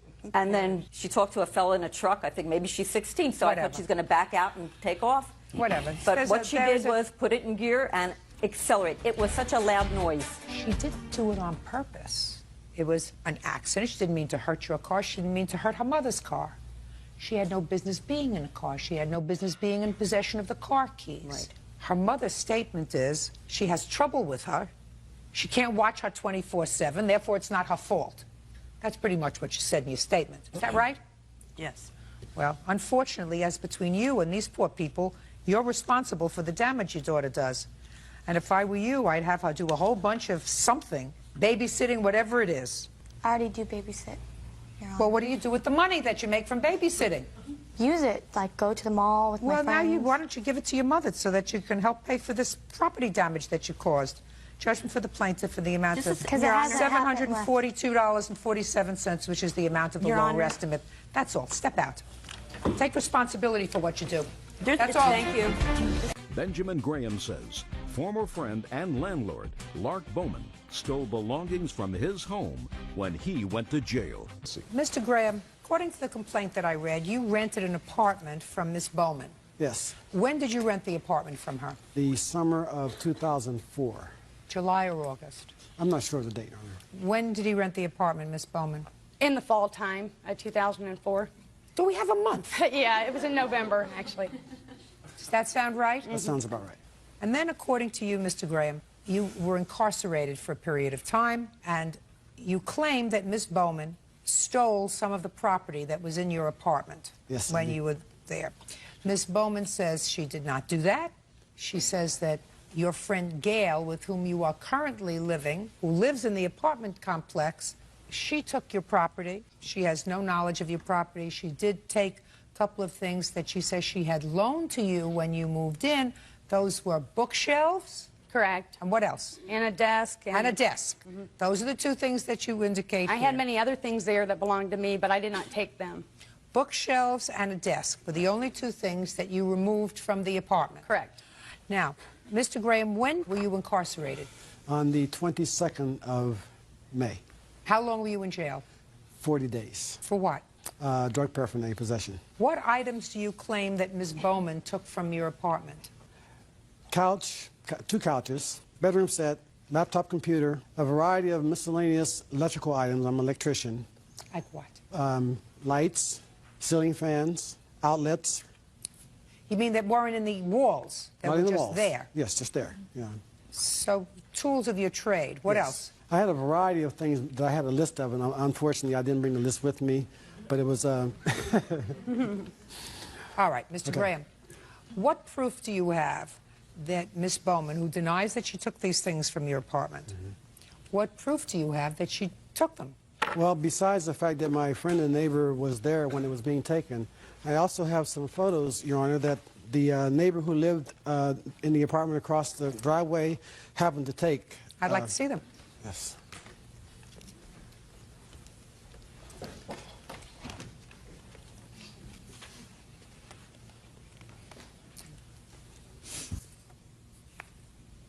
Who has a blue truck? Nobody I know. The truck is purple, Your Honor. Purple truck. My brother. I'm going to ask you some questions. I better get a reasonable answer. Your last name is? Bowman. How old are you, sir? I'm 39 years old. What do you do for a living? I'm a painter. Of houses? Houses. I do maintenance. My sister owns rental properties. So you work for your sister? Yes, ma'am. Are you employed on an annual, or does she pay you periodically? Periodically, hourly. How long have you worked for your sister? Here in the last 4 months, Prior to that, I worked as a forklift operator, supervisor. you took your purple truck to Mr. Graham's house that he was renting, and you and your sister removed certain property. Is that correct? My sister had called me at the end of May. I have pictures. I just want you to know that I have Right. pictures. I So let's understand. not play with each other. Yes, ma'am. I asked you a specific question. I said, did you go to the house and remove certain property that was in the house that Mr. Graham was renting? The property that belonged to my sister. The house that Mr. Graham was renting? Yes. Yes, Your Honor. What property did you remove, sir? There was a desk. You'll be very careful. Computer Desk. Yeah. Go Shelf, ahead. Old lamp. A lamp. What else? There was a few boxes, miscellaneous boxes. Boxes. Say nothing, Miss Bowman. Boxes. What about tables, sir? Did you remove any little tables? At Did the you time, remove any little tables, sir? Not that I recall, I didn't. Gail was there with her truck, too. In the process, I I'm was... talking about a purple truck. Yes, Your That Honor. would be yours. Yes, it would. What color is your truck? Brown. Did you remove any upholstered pieces from the house, Mr. Bowman? No, You know no. what upholstered pieces are? Rugs, upholstery, I didn't say rugs. Rugs aren't upholstered pieces, sir. I'm talking upholstered pieces, usually chairs and sofas. there was one sofa. One sofa. Let's just get there. One sofa. One sofa. All right, so you removed a sofa. Now, there were some boxes. How many boxes were there, Mr. Bowman? I would say 2 to 3. And with your hands, show me how big the boxes were, sir. I would say the boxes were that size. What did you do with the boxes? The boxes got thrown in the garbage along with the rest of the kitchen utensils, all the food that was spoiled and rotten, Where did you throw them? right there in the alley, in the garbage. I'm asking you about the things that you put in your truck, sir. Yeah, them items, them boxes, all was garbage. We were cleaning the apartment out to rent it out to another tenant while Mr. Graham had been in jail. What did you do with the sofa, sir? The sofa went down to our uncle's house, who said that he was going to use the sofa, which was... Just answer my questions. I asked you what you did with the sofa. Sofa you brought to your uncle's house. Is that right? Yes, Your Honor. What did you do with the lamp? The lamp was also with my uncle. 2 little end tables. Those go to your uncle's house, too, with the lamp? Yes, Your Honor. See how easy that was, Mr. Bowman? Yes, ma'am. Sit down. You got my drift. Yes, ma'am, I do. I'm 10 paces ahead of you, Miss Bowman. Your brother has just indicated, marginally, that your uncle has been the recipient of largesse in a sofa, end tables, and a lamp that we know about. That is not a desk and bookshelves. We understand each other? Yes, Your Honor. These photographs don't show a laptop computer, fans, tools, and other stuff. But, Miss Bowman, you took more out of his house than the desk that you let him borrow and the bookshelves. You know how I know that? Because he told me so. You lied when you told me that the only thing you removed from the house was a desk and bookshelves. I didn't stay the entire time, so I don't know Listen what to else me. was You there. lied when you told me that the only thing you removed were desks and bookshelves. He works for you. He is your employee. Anything that he did is attributable to you. He is your agent. Gail, when I went in, Gail said, I'm going to pack up all Benjamin's stuff. Whatever's left there, I would have to go out to the dump. We moved 2 couches out to the dump. Listen to me very carefully, madam. That could have been something that you told me. That you took. I'm speaking. That you took other items from the house, but you took them from the house because they were not being used. Your uncle would have put them to good use, so you took them because he was in jail and Gail told you to. You could have told me that. That's not what you told me. You told me that the only thing you removed from the house was a desk and bookshelves. And that, madam, was not true. I didn't witness them taking anything else. I just asked about the shelf and the desk. And I've got pictures of Benjamin's car. I'm going to explain something to you Okay. from my perspective. Okay. Your not telling the truth. Now, I could say that in many different ways. You see how dry-mouthed you get when you lie? When you lie, your mouth gets really, really dry, Miss Bowman. Judgment for the plaintiff in the amount of $3,000. That's all. Step out. Rochelle Mayfield is suing her daughter's ex-boyfriend, 23-year-old Salvador Ruiz, for wrecking her Hyundai Sonata while driving drunk. Miss Mayfield, this is your daughter? Yes. And this used to be her boyfriend? Yes. Does she live at home? Yes. Who else lives at home? My husband and my 2 granddaughters. Her children? Yes. How old are her children? One is 7 and one is 5. Where's their father? He is their That's me, father. Your Honor. That would be you. So this is what this case is about, Mr. Ruiz. You borrowed Miss Mayfield's car. You got the car from your former girlfriend. Yes. You had an accident with the car. The car was damaged to a point where it cannot be driven. And Miss Mayfield would like you to pay for the car, right? Yes. And you said, don't look at me. She gave me permission to drive the car. That's correct. You ready? I'm ready. You think he's ready? He's not ready. You think he'll ever be ready? We'll see. How old are you, Mr. Ruiz? 23. Did you and Miss Mayfield's daughter ever live together? We lived on our own for a while prior to moving in with Rochelle and her husband. And shortly after the accident, due to disputes and conflicts, we decided that we would split up. What kind of work do you do? Install carpet. How much money do you earn a year? We get paid by the yard per job that we do. Mr. Ruiz, you're supposed to know how much you earn a year, sir. I don't always make the same every year. How much did you make last year? More or less about $25,000. Is that what you reported on your tax returns? No, I did not. What did you report on your tax returns? I did not do my tax returns. Did you get a special dispensation from somebody not to file tax returns, Mr. Ruiz? See, I'm a subcontractor, and Subcontractors don't file tax returns? I have to check that out in the U.S. Code. I wonder what section of the U.S. Code it says that subcontractors don't file tax returns. Whoever's in charge, whoever's our boss, never be ready. they get the check, and then they have to split it up between, they then pay their workers, their subcontractors who they have working for them. And I assume that you've been doing this work for the past several years, so you've never filed tax returns. No, I haven't. I knew it was going to get good. Everybody who works pays taxes. They file tax returns. Right. April 15th of every year, everybody scurries to the post office, signs their name, and puts a check in the mail. Sometimes you get a check back. The boss doesn't pay taxes. If you're an independent contractor, you pay your own taxes. No, our supervisor, that's his duty to take care of, to file for, I think, quarterly taxes, he calls it, which we have to then pay, but then it's taken out from when we get paid from our checks. Oh. No, it's not an O. That's not an O. It's a duh. There's a difference between an O and a duh. You said dough. Mr. Ruiz, I assume that you've seen me on television before, sir. From time to time, right? yes, Your Honor. Do you think I'm an intelligent person? Yes, I think you are.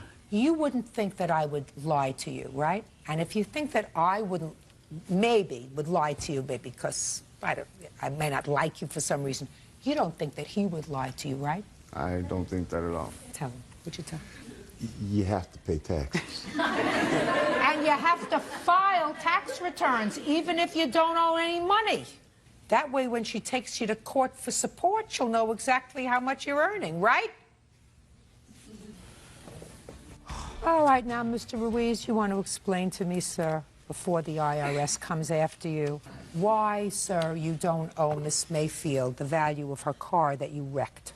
On the night of the accident, which was Sweetest Day.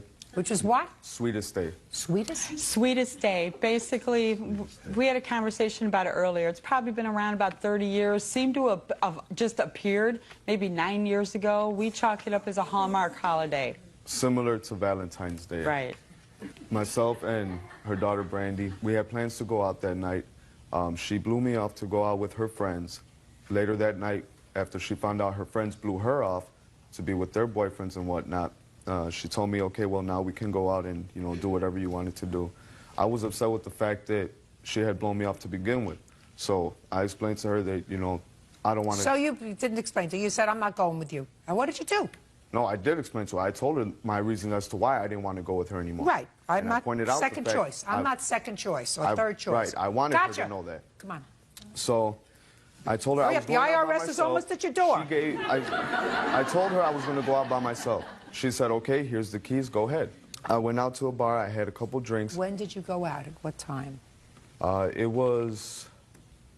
When did he go out? What time? It had been around 9 o'clock. 9 o'clock. What time did you get home? a little bit before 12. So you were gone for 3 hours. Right. And what bar did you go to for this 3 hours? A bar and a restaurant called The Brat. There with? By myself. So you weren't even talking to anybody? No, well, the bartender.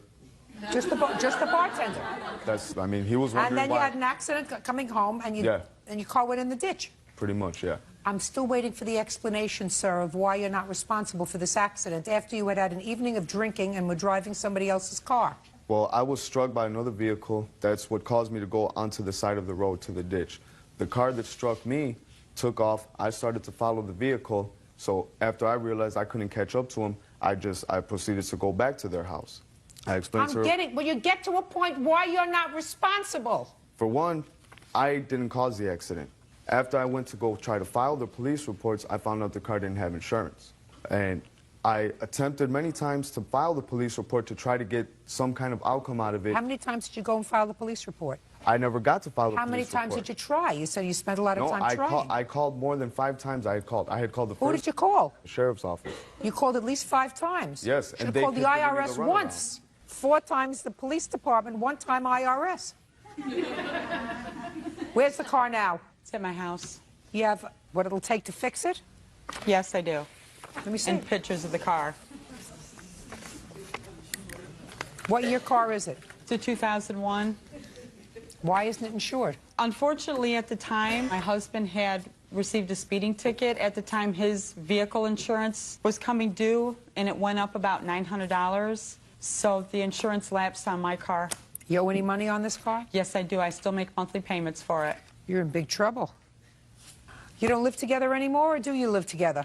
I live with my mother. I don't live with him anymore. Where does he live? In Stand up. Illinois. Stand up. When was the last time you spent an evening with Mr. Ruiz? Before he moved out. Does he send you any money for the children? Yeah. Oh, that's not an answer. No, he doesn't give me child support. He buys the girls stuff for school and then in clothes. I don't get like a regular amount a month. Why not? I don't ask for it. I just ask if I need something, I ask him for it. That's not the way it works. He's supposed to pay money, cash money. Wants to buy his daughter's clothing? Terrific. That's what fathers do. I know that's my mistake. Has he ever been declared the father of these children in a court? No, but he is the father. I didn't ask you whether he is or not. No. Has the state ever paid any money towards these children's support? No. I've worked for 7 years since my first daughter was born. He's supposed to pay child support, and you're supposed to help your mother. I do help my mother. I pay rent and I pay for... If what you're telling me is you don't need Mr. Ruiz's money, then what I'm going to tell you is this. You open up 2 bank accounts in your children's names and say, I'm going to pay my mother the support for the house and for the gas and electric and food and everything else. I'm going to take Mr. Ruiz's money, I'm going to put it in the bank for their college. You would like your children to have a future? Yes. Well, get it from their father. Judgment for the plaintiff in the amount of $5,000. That's all. Pardon, Judge Judy, you may step out.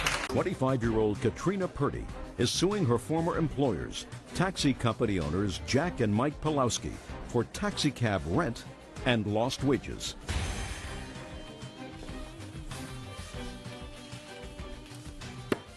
Yeah, this is case number 299 on the calendar in the matter of Purdy versus Pulowski. Parties have been sworn in, Judge. You may be seated. Folks, have a seat, please. You own a cab company? Yes. For how long? For 3 years. How many cabs do you have? About 8. You own them? Yes. And I gather what you do is you lease those cabs out on a weekly basis to people who want to drive them. They give you part of the money, and that's how you make your living, and that's how the drivers make their living. Yes. Is that right? Exactly. Okay. How much do you charge per week to lease one of your cabs? It's $400. And how much of what the cab driver earns do you keep? What percentage? I don't keep any percent, just $400 a week and... Flat. And Flat, they can exactly. drive the cab as much as they want. Correct. They can go 24/7 if they want to, as long as they can keep awake.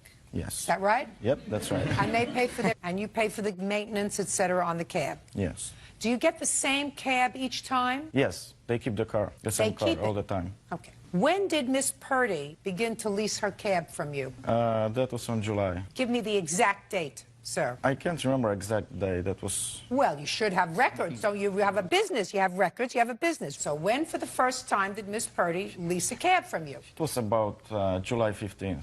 Is that the same kind of about 8 cabs? Or was it July 15th? July 15th. Is that correct? Yeah, I have July 22nd, Your Honor. You have July 22nd was the first time that you rented a cab? Yes. Let me see your records to show me July 15th. I didn't bring any records about that. Well, where'd you think you were coming today? To a tea dance? No. July 22nd was the first time you leased the cab? Yes. You gave him $400? Yes, I did. For how many weeks did you lease the cab? I leased it for 3 weeks. Okay. And was July 22nd a Monday? That was a Friday, Your Honor. When did you pay him the $400? Each Friday? Every Friday, yes. Is that correct, sir? Yes, that's correct. And the Friday was for the following week, is that right? Yes. So you were paid $400 on a Friday, and she was supposed to keep it the following week. However, Miss Purdy says that when she paid you the last $400, which is on what date? August 13th, Your Honor. You told her that she couldn't keep the cab. Is that right? No, that's not right. So you let her keep the cab that week? No, because I fired her that day. Well, when you fired her, did you tell her she couldn't keep the cab? Yes. Well, that's what I just said. What are you But that saying no for? $400 wasn't for the following week. Well, that's what you just said. You said the Friday you got paid, and you allowed them to keep the cab for the following week. That $400 was exchanged for her check, which she gave me for a security deposit. Explain that to me, sir. She gave you a check for security yes, deposit. First, Hold when on. she started work. She gave you a check for security deposit. Is that right? Yes, Your Honor. And you held on to the check? First, I get the check. I tried to cash it and it was bad check. So I just gave her the check back and I took $400 instead. It was exactly the same amount of $400. See, this is all a question of timing, Miss Purdy. Yes, Your Honor. Do you understand? Yes. What I gather happened is, now it's all coming together, Bird. Trust me, I'm going to explain this to you because I know if you understand that I've made myself clear, and I like to make myself clear. Miss Purdy gave him a total of $1,200. Is that right? Yes, Your Honor. She only had the cab for 2 weeks. Is that right? It was 3 weeks. You used the cab for 3 weeks? Yes. Well, if you used the cab for 3 weeks and you gave him $1,200, what are you complaining about? The $400 was for deposit for a hold on the check. No. What I'm asking you, Miss Purdy, is as follows. You say you gave him $1,200. I gave him $400 every week. You say you gave him a total of $1,200. All the money that you gave him, for whatever reason, was $1,200. Well, then that doesn't include the $400. You're right. Okay, so you gave him $1,600. Yes, Your Honor. You gave him $1,600, but you only used the cab for 3 weeks. Yes, Your Honor. Got it? I got it. The last Friday that she leased the cab, she hands him cash, $400. You take the $400, correct? Yes, correct. And then you say to her, you're fired. No, but Shh, just a second. Okay. You're fired, and I'm keeping this $400 for the security deposit check because you scratched the car. You damaged the car, which is what the security deposit was for. Is that right, sir? That's right. Right. It's simple. Don't shake your head no. That's what happened. Because if he had said to her, you were doing the talking, or was he doing the talking? But I gave Who her was the check doing the back. talking? We were together. Who was talking to her? I was talking, he was talking. All I want to know is, before she handed you the $400, did you say to her, we're firing you today? No. Of course not. So you got the cash first. Because I didn't trust her with the check. Are you following me, sir? You took her $400 because you were afraid that if you told her she was fired, she wouldn't give you the $400. No, that's not the reason. I was afraid that the check is bad, like the first one. Just a second. She didn't give you a check. She was giving you cash. Yes, but she gave me check first. I because she didn't understand. have any money, Listen. so she gave me a check. Listen to me, sir. If you would have said to her, I'm firing you today, you owe me money for scratching the car. I don't know how much that's going to be yet, but you owe me money. We'll have to straighten that out. Do you think she would have given you the $400? Probably not. Right. And she was not giving you the $400 for the security deposit. She wasn't. Her intention was giving you the $400 to use the cab for the next week, correct? Yes. Of course. Your intention was to take the $400 to hold it so that in case you had damage to the car, which you claim you had, you would have money to fix it, correct? But remember about the check. I gave her back $400 in check. Listen to me carefully, sir. Don't play slick with me. I know that what you've got fixed in your own mind is you decided to take that moment, August 13th, that's the day you selected to take the money for the bad check. Not the week before, not in the middle of the following week. You said, this is the time I'm going to take the money for the bad check, right?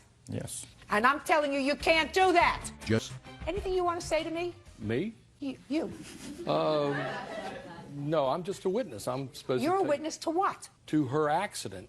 She had an accident with the car. This is not the issue. The issue is who's going to be a plaintiff and who's going to be a defendant. He has every right to fire her. What he did was play it slick. What he did was she said, I want to lease the cab for the next week. Here's my $400. He didn't say to her, no, I'm sorry, we're not leasing. Put your hand down. We're not leasing you this cab for another week because we don't like the way you drive. We don't like the way you take care of our property. We're firing you. But we have your bad check here. And you have to make good on the damage that you did to our car because that's our contract. And she says, sue me. That way, he would stand over here and she would stand over here. Instead, he resorted to self-help. He says, I'm going to be slick. I'm going to take her money. I'm going to be very quiet. I'm not telling her we're firing her today. I'm going to take her money, and then she's going to have to come after me for the money. Do we understand each other? Well, she never said she had an accident, but I saw her have an accident. I don't care whether she had an accident. I don't care if she ended up with a pole up the tailpipe of a car. Listen to me, sir. All I'm saying is they have a choice. Their choice is to pursue her for the money that they outlaid to fix the car, or they can play it slick by taking her $400 and saying, now you're fired, now I have the money. You follow me? I hear everything. Do you understand it? I understand. Slick doesn't understand it either. They can either be a plaintiff. I would have fired her. I would have fired her. They had every right to fire her. You're not hearing it. I'm hearing it. No, you're not hearing it. They had every right to fire her as soon as she had an accident. Before I'm speaking, do you hear my mouth moving? I see it. Good. They had every right to fire her. They were derelict if they didn't fire her, if they have a cab company and she had an accident. What I'm saying is they had no right. There was a lot more than an accident. There was a lot more. Do you? Excuse me. Is there something wrong with you? Is there something wrong with me? Yes. Are you just try paying attention? They had every right and an obligation to fire her. That's what I would have done. They had no right to take her $400 on the day that they intended to fire her, because her intention in giving them the $400 was to allow her to use the cab for the following week. And they took that money under false pretenses. Do you understand? Judgment for the plaintiff in the amount of $400. That's all. 25-year-old Katrina Purdy is suing her former employers, taxi company owners Jack and Mike Pulowski, for taxi cab rent and lost wages.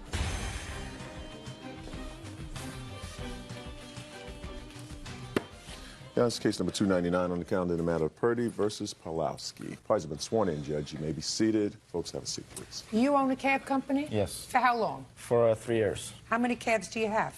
About 8. You own them?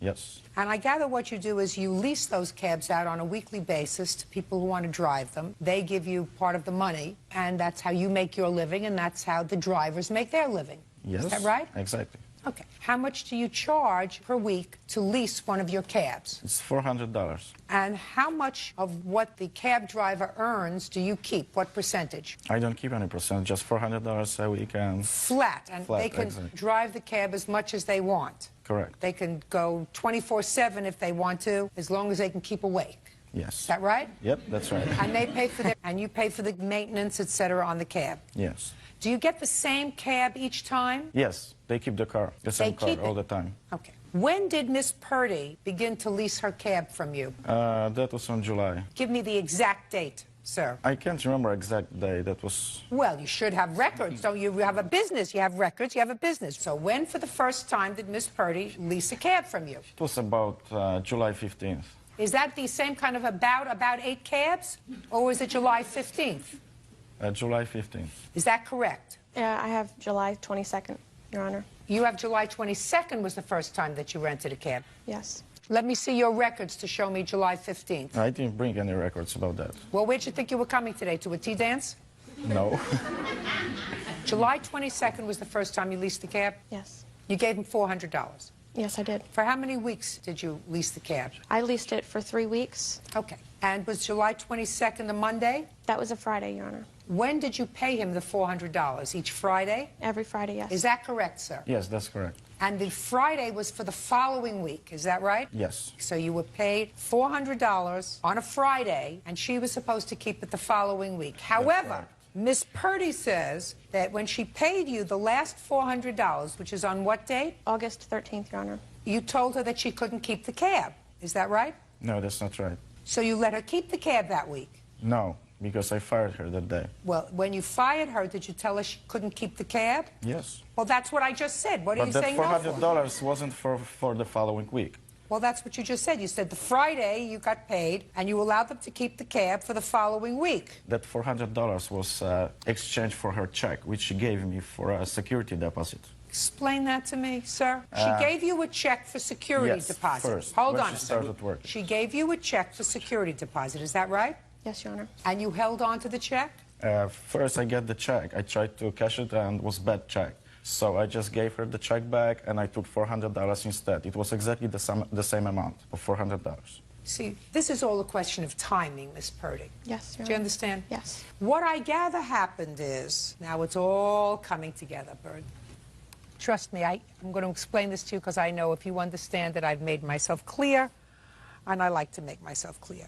Miss Purdy gave him a total of $1,200. Is that right? Yes, Your Honor. She only had the cab for 2 weeks. Is that right? It was 3 weeks. You used the cab for 3 weeks? Yes. Well, if you used the cab for 3 weeks and you gave him $1,200, what are you complaining about? The $400 was for deposit for a hold on the check. No. What I'm asking you, Miss Purdy, is as follows. You say you gave him $1,200. I gave him $400 every week. You say you gave him a total of $1,200. All the money that you gave him, for whatever reason, was $1,200. Well, then that doesn't include the $400. You're right. Okay, so you gave him $1,600. Yes, Your Honor. You gave him $1,600, but you only used the cab for 3 weeks. Yes, Your Honor. Got it? I got it. The last Friday that she leased the cab, she hands him cash, $400. You take the $400, correct? Yes, correct. And then you say to her, you're fired. No, but Shh, just a second. Okay. You're fired, and I'm keeping this $400 for the security deposit check because you scratched the car. You damaged the car, which is what the security deposit was for. Is that right, sir? That's right. Right. That's simple. Don't shake your head no. That's what happened. Because if he had said to her, you were doing the talking, or was he doing the talking? But I gave Who her was the doing the check back. talking? We were together. Who was talking to her? I was talking, he was talking. All I want to know is, before she handed you the $400, did you say to her, we're firing you today? No. Of course not. So you got the cash first. Because I didn't trust her with the check. You following me, sir? You took her $400 because you were afraid that if you told her she was fired, she wouldn't give you the $400. No, that's not the reason. I was afraid that the check is bad, like the first one. Just a second. She didn't give you a check. She was giving you cash. Yes, but she gave me check first. I because she didn't understand. have any money, Listen. so she gave me a check. Listen to me, sir. If you would have said to her, I'm firing you today, you owe me money for scratching the car. I don't know how much that's going to be yet, but you owe me money. We'll have to straighten that out. Do you think she would have given you the $400? Probably not. Right. And she was not giving you the $400 for the security deposit. She wasn't. Her intention was giving you the $400 to use the cab for the next week, correct? Yes. Of course. Your intention was to take the $400 to hold it so that in case you had damage to the car, which you claim you had, you would have money to fix it. Correct? But remember about the check. I gave her back $400 in check. Listen That was to me just carefully, sir. Don't play slick with me. I know that what you've got fixed in your own mind is you decided to take that moment August 13th, that's the day you selected to take the money for the bad check. Not the week before, not in the middle of the following week. You said, this is the time I'm going to take the money for the bad check, right? Yes. And I'm telling you, you can't do that. Just Anything you want to say to me? Me? You. No, I'm just a witness. I'm supposed You're to a witness to what? to her accident. She had an accident with the car. This is not the issue. The issue is who's going to be a plaintiff and who's going to be a defendant. He has every right to fire her. What he did was play it slick. What he did was she said, I want to lease the cab for the next week. Here's my $400. He didn't say to her, no, I'm sorry, we're not leasing. Put your hand down. We're not leasing you this cab for another week because we don't like the way you drive. We don't like the way you take care of our property. We're firing you. But we have your bad check here. And you have to make good on the damage that you did to our car because that's our contract. And she says, sue me. That way, he would stand over here and she would stand over here. Instead, he resorted to self-help. He says, I'm going to be slick. I'm going to take her money. I'm going to be very quiet. I'm not telling her we're firing her today. I'm going to take her money, and then she's going to have to come after me for the money. Do we understand each other? Well, she never said she had an accident, but I saw her have an accident. I don't care whether she had an accident. I don't care if she ended up with a pole up the tailpipe of a car. Listen to me, sir. All I'm saying is they have a choice. Their choice is to pursue her for the money that they outlaid to fix the car, or they can play it slick by taking her $400 and saying, now you're fired, now I have the money. You follow me? I hear everything. Do you understand it? I understand. Slick doesn't understand it either. They can either be a plaintiff. I would have fired her. I would have fired her. They had every right to fire her. You're not hearing it. I'm hearing it. No, you're not hearing it. They had every right to fire her as soon as she had an accident. Before I'm speaking, do you hear my mouth moving? I see it. Good. They had every right to fire her.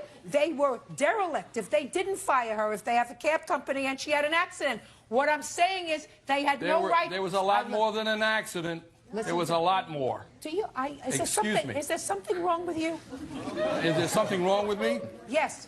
Are you just try paying attention? They had every right and an obligation to fire her. That's what I would have done. They had no right to take her $400 on the day that they intended to fire her, because her intention in giving them the $400 was to allow her to use the cab for the following week.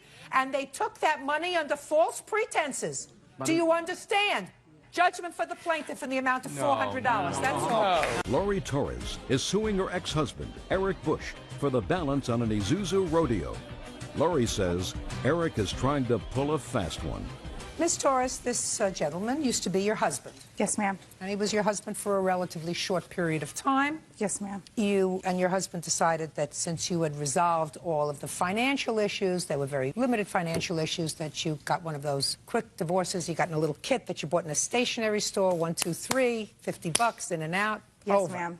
But this was the problem. When you separated, according to what I've read in your complaint, there were 2 cars. Yes. The 2 of you decided that he would keep the automobile that was titled in your name.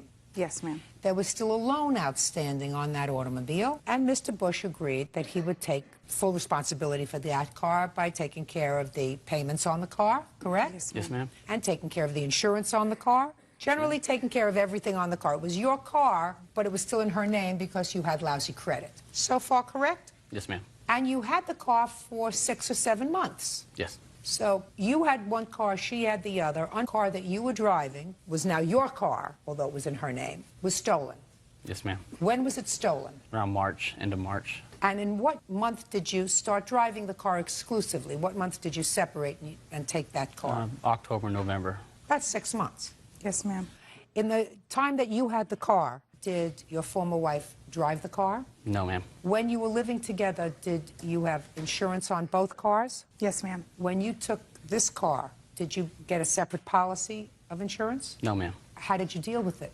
We both had both vehicles on the same policy. Who paid the bill? We split it. She paid what her car was, I paid mine. So it all worked out beautifully? Yes. Until the car got stolen? Yes. And there was a deficit that was owed on the car to the loan company. Yes. Mr. Bush, you say that there was a $4,000 deficit. You wrote out a check for $2,000, and you said to Ms. Torres, I paid enough. Rest is yours. No, ma'am. We spoke about this previously before the insurance came back and made the payment to the loan company, which didn't cover the remaining amount. We spoke about that previously, about And splitting it. You did? Yes, ma'am. Well, tell me about the conversation. Well, ma'am, we spoke about it. I told her, you know, the car wasn't in my name. I didn't have the car. You know, he had it before we were married and even together. She made the bad decisions when she purchased the car, which put the car in debt automatically. And I told her, I said, you know, I've taken care of it. We've gone back and forth. You know, I didn't want the vehicle from the get-go, but I took it. Just a second, listen to me. When you say you had discussions about it, did you come to an agreement? Is that what you're getting to? Or you Yes, just, ma'am. all I'm hearing is you told her. What did she agree to? We agreed that whatever the insurance company did not pay, we would split it 50-50. Good. Is that what you agreed to? No, ma'am. There was no way I was in the position Why would to she make do a deal that, Mr. to Bush? pay for half of Just the vehicle. Just a second. Why would she do that? I don't know. I would, because it was her I don't vehicle. believe that she did. No. It was your car. Let me ask you this question, sir. Let's say you kept this car for 20 years and it became a classic. Not an old wreck. It became a classic. And during that 20 years' time that it's in her name, you finished paying off the car. You put a lot of money into the car. You put new paint into the car. You put new rims in the car. And you're going to sell it. And you have an opportunity to sell that car for a lot more than it was paid for initially. How would you feel if Miss Torres came to you and said, listen, the car's in my name. I want the money. What would you say? I'd be upset. Oh, why would you be upset? The car's in her name. Because I invested time into that. Well, but you made bad choices. Yeah. You invested in a car that wasn't in your name. You invested in it. You put in rims on it. You put in new paint. You put in new insides. And all of a sudden she comes back and she says, listen, it was really nice of you. Car's in my name. I just sold it for $15,000. And you said, well, at least let's split it. She said, I don't want to split it with you. I want the whole thing myself. It's in my name. Isn't that what you're saying to me, Mr. Bush? You're saying I agreed to keep the car. She kept one. I kept the other. I made the payments faithfully, but something bad happened to the car. Why should I be responsible for what happened bad to the car when the car was in her name? Explain to me how that's different from the scenario that I just gave you. She didn't invest a lot of time and money into that car. I did. Do you see how foolish you sound, Mr. Bush? Very foolish. Now, you had a choice. You could have said, for all intents and purposes, this is my car, which is really what you said to her back in October. You said, it's my car. I can take my girlfriend out in it. I can take my fiancé out in it. I can take it to my wedding. I can take it on my honeymoon. You have nothing to do with this car. You do have a new girlfriend, right? No. Well, you did have, I did. because according to you, just a second. Ah, maybe I'm thinking about the wrong Mr. Bush. Hold on a second. Are you the same Mr. Bush that wrote right here? I'm write a check for $2,000 directly to the finance company. What happened to that girlfriend? It ended. Did you give her back the $2,000? Yes. Oh, you see, you can't even look at me in the eye and say I gave her back the $2,000. She got it back. I doubt it. So, Mr. Bush, you see you did have a choice, sir. If this was your car, you could have increased the premium on the insurance and had a $500 deductible. If the car had been stolen, they would have paid you practically everything for the car, right? That was your choice. You could have paid a little bit more insurance, and the car would have been completely covered. It was your car. That was your agreement with her. It was going to be your car. You just couldn't have a car in your name, couldn't get it financed because you had bad credit. Why did you have such bad credit? It's not because I had bad credit, ma'am. It's because I had my Harley loan, and the car that she's driving is in my name also. So with 2 vehicle loans to get another vehicle. Was the Harley insured on the same policy? Yes, ma'am. Yes, ma'am. 3 months after he left, he reinsured it through our policy without my knowledge. Just a second. So you know how to get cars covered, is that right? Yes, ma'am. Okay. Is this your first marriage? Yes, ma'am. How long did it last? Less than 1 year. Perfect. You have no children together? No, ma'am. Even better. You say somebody was watching over me. Definitely. Somebody was watching over me. Right. Slick. How much is owed on the car? How much are they coming after you for? The remaining balance is $2,226.37. $2,226? Yes, ma'am. How many cents? 37 cents. Can I see the letter, please? That's the statement, and that's the remaining balance.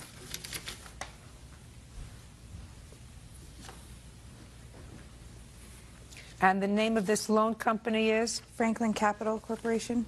You don't mind if he writes his check directly to them, do you? No, ma'am, but I'm also suing for the November payment and December payment I made for him. Oh, you did? Yes, ma'am. 2226 plus 535 for November.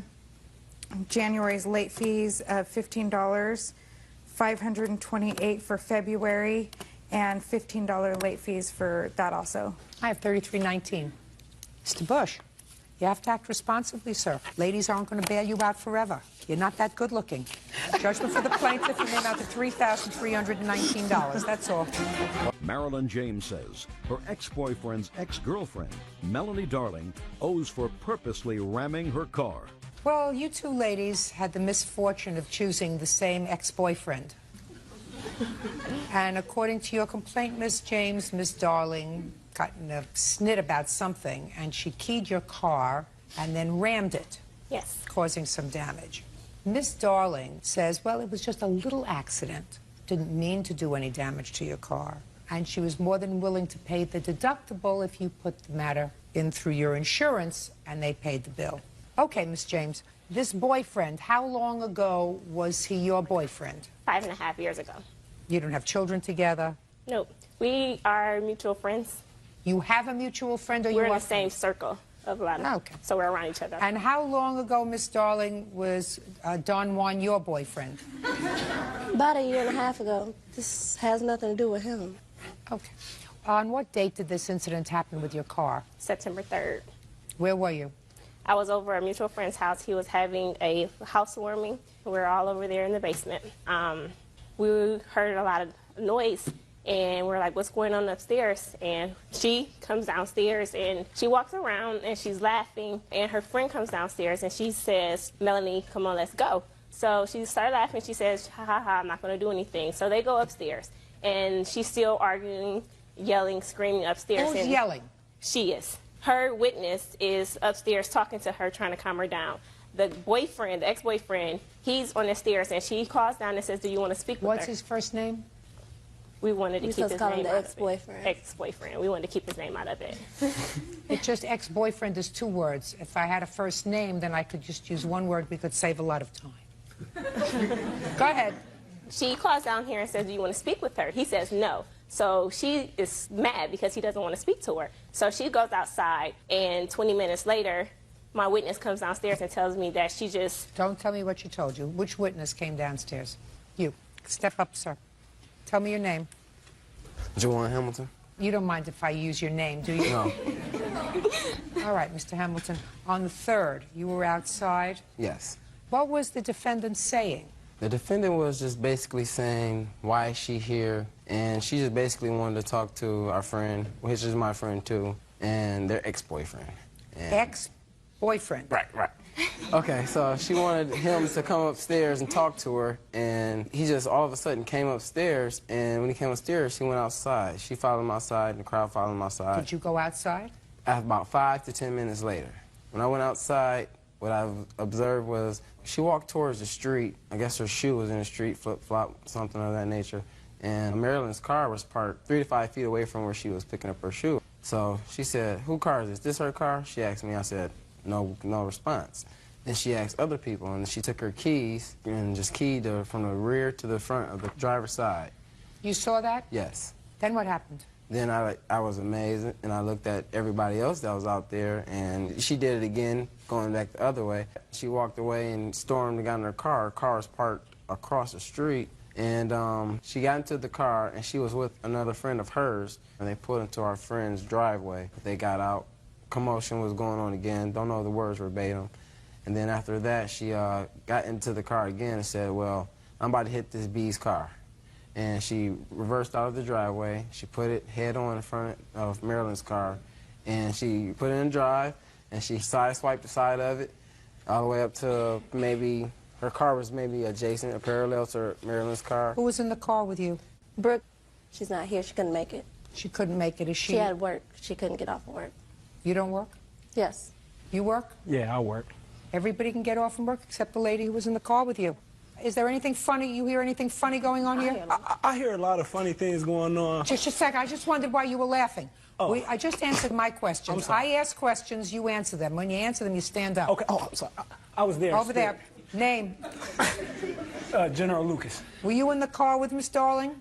No, I wasn't, Judge. Were you at the party in the basement? Yes, I was. Were you outside after the commotion started outside? No. Did you see Miss Darling's car hit Miss James' car? No, I didn't. Good. You may have a seat now.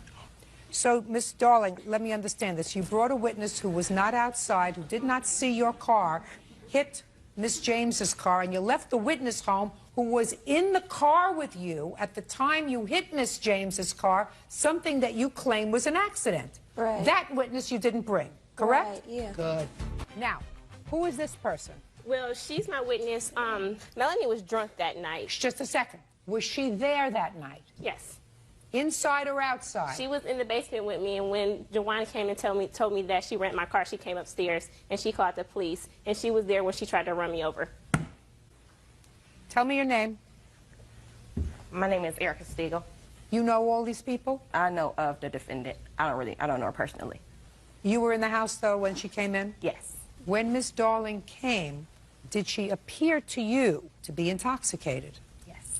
What indication did you have of her being intoxicated? Well, first, when she came in, we heard like a lot of like heels like stumping, so we thought it was multiple people.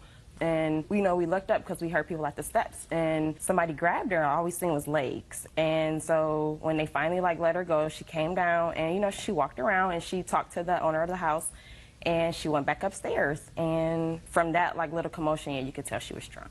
You did not see any collision with Miss Darling's car and Miss James' car. Miss James indicates that you saw something happen afterwards. Yes. Would you tell me what you observed? Well, after we, observed the car, we were right behind like a police station, so we're about to just walk up to the police station. And so we were walking along the sidewalk, and she just came flying around the corner, and everybody just got out the way. And so one of the guys that was at the housewarming came up in his truck, and he was like, guys, just get in the car, I'll take you up there. And so I guess she went around the corner, she came back around, and she swerved, tried to hit the truck. We had to go up on the grass, and he just took us to the police station. Do you have a police report? I do. I also see have it, pictures. please. Police report, I'll take a look at the photographs as well. Okay.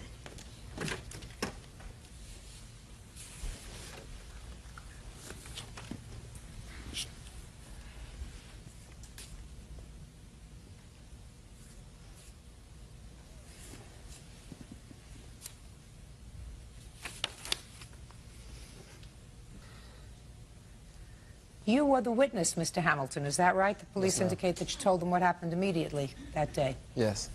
All right, now, Miss Darling, let me hear your version of the events. Okay, first of all, it's, when I came over there, I came over with my friend. That's my best friend's house that we went over. Me and my ex-boyfriend that broke up maybe a couple of days before that has nothing to do with her. I would never even think of her when I think of him. She used to mess with him. That used to be her boyfriend or whatever, Get on too, with so what I happened wouldn't on get the into that. 3rd, Miss Darling. Okay, so this is what I'm saying. It's making me mad, this whole thing, because they're trying to make I me don't like... care if it's making you mad. It's Okay. making me mad. I just want to express my feelings on Judge, national please, TV. listen to me. Huh? You want to express your feelings? Okay, let me tell you, this is Go what on, happened. Dr. Phil. I went over her house, I got in an argument. I got in an argument with my ex-boyfriend, went outside, I got in my car, I was off and embarrassed, so I jumped in my car. My car was not parked on the other side of the street, it was actually like in the middle of the street. My keys were inside Just a my second. car. Hold on a second. Your car was parked in the middle of the street. I got out, we got out because of my friend. I'm speaking. I have questions. As you're telling me your story, I have to interrupt you. That means you stop talking. Why was your car parked in the middle of the street? My car was parked in the middle of the street because... With the keys in it? Because somebody was in the car.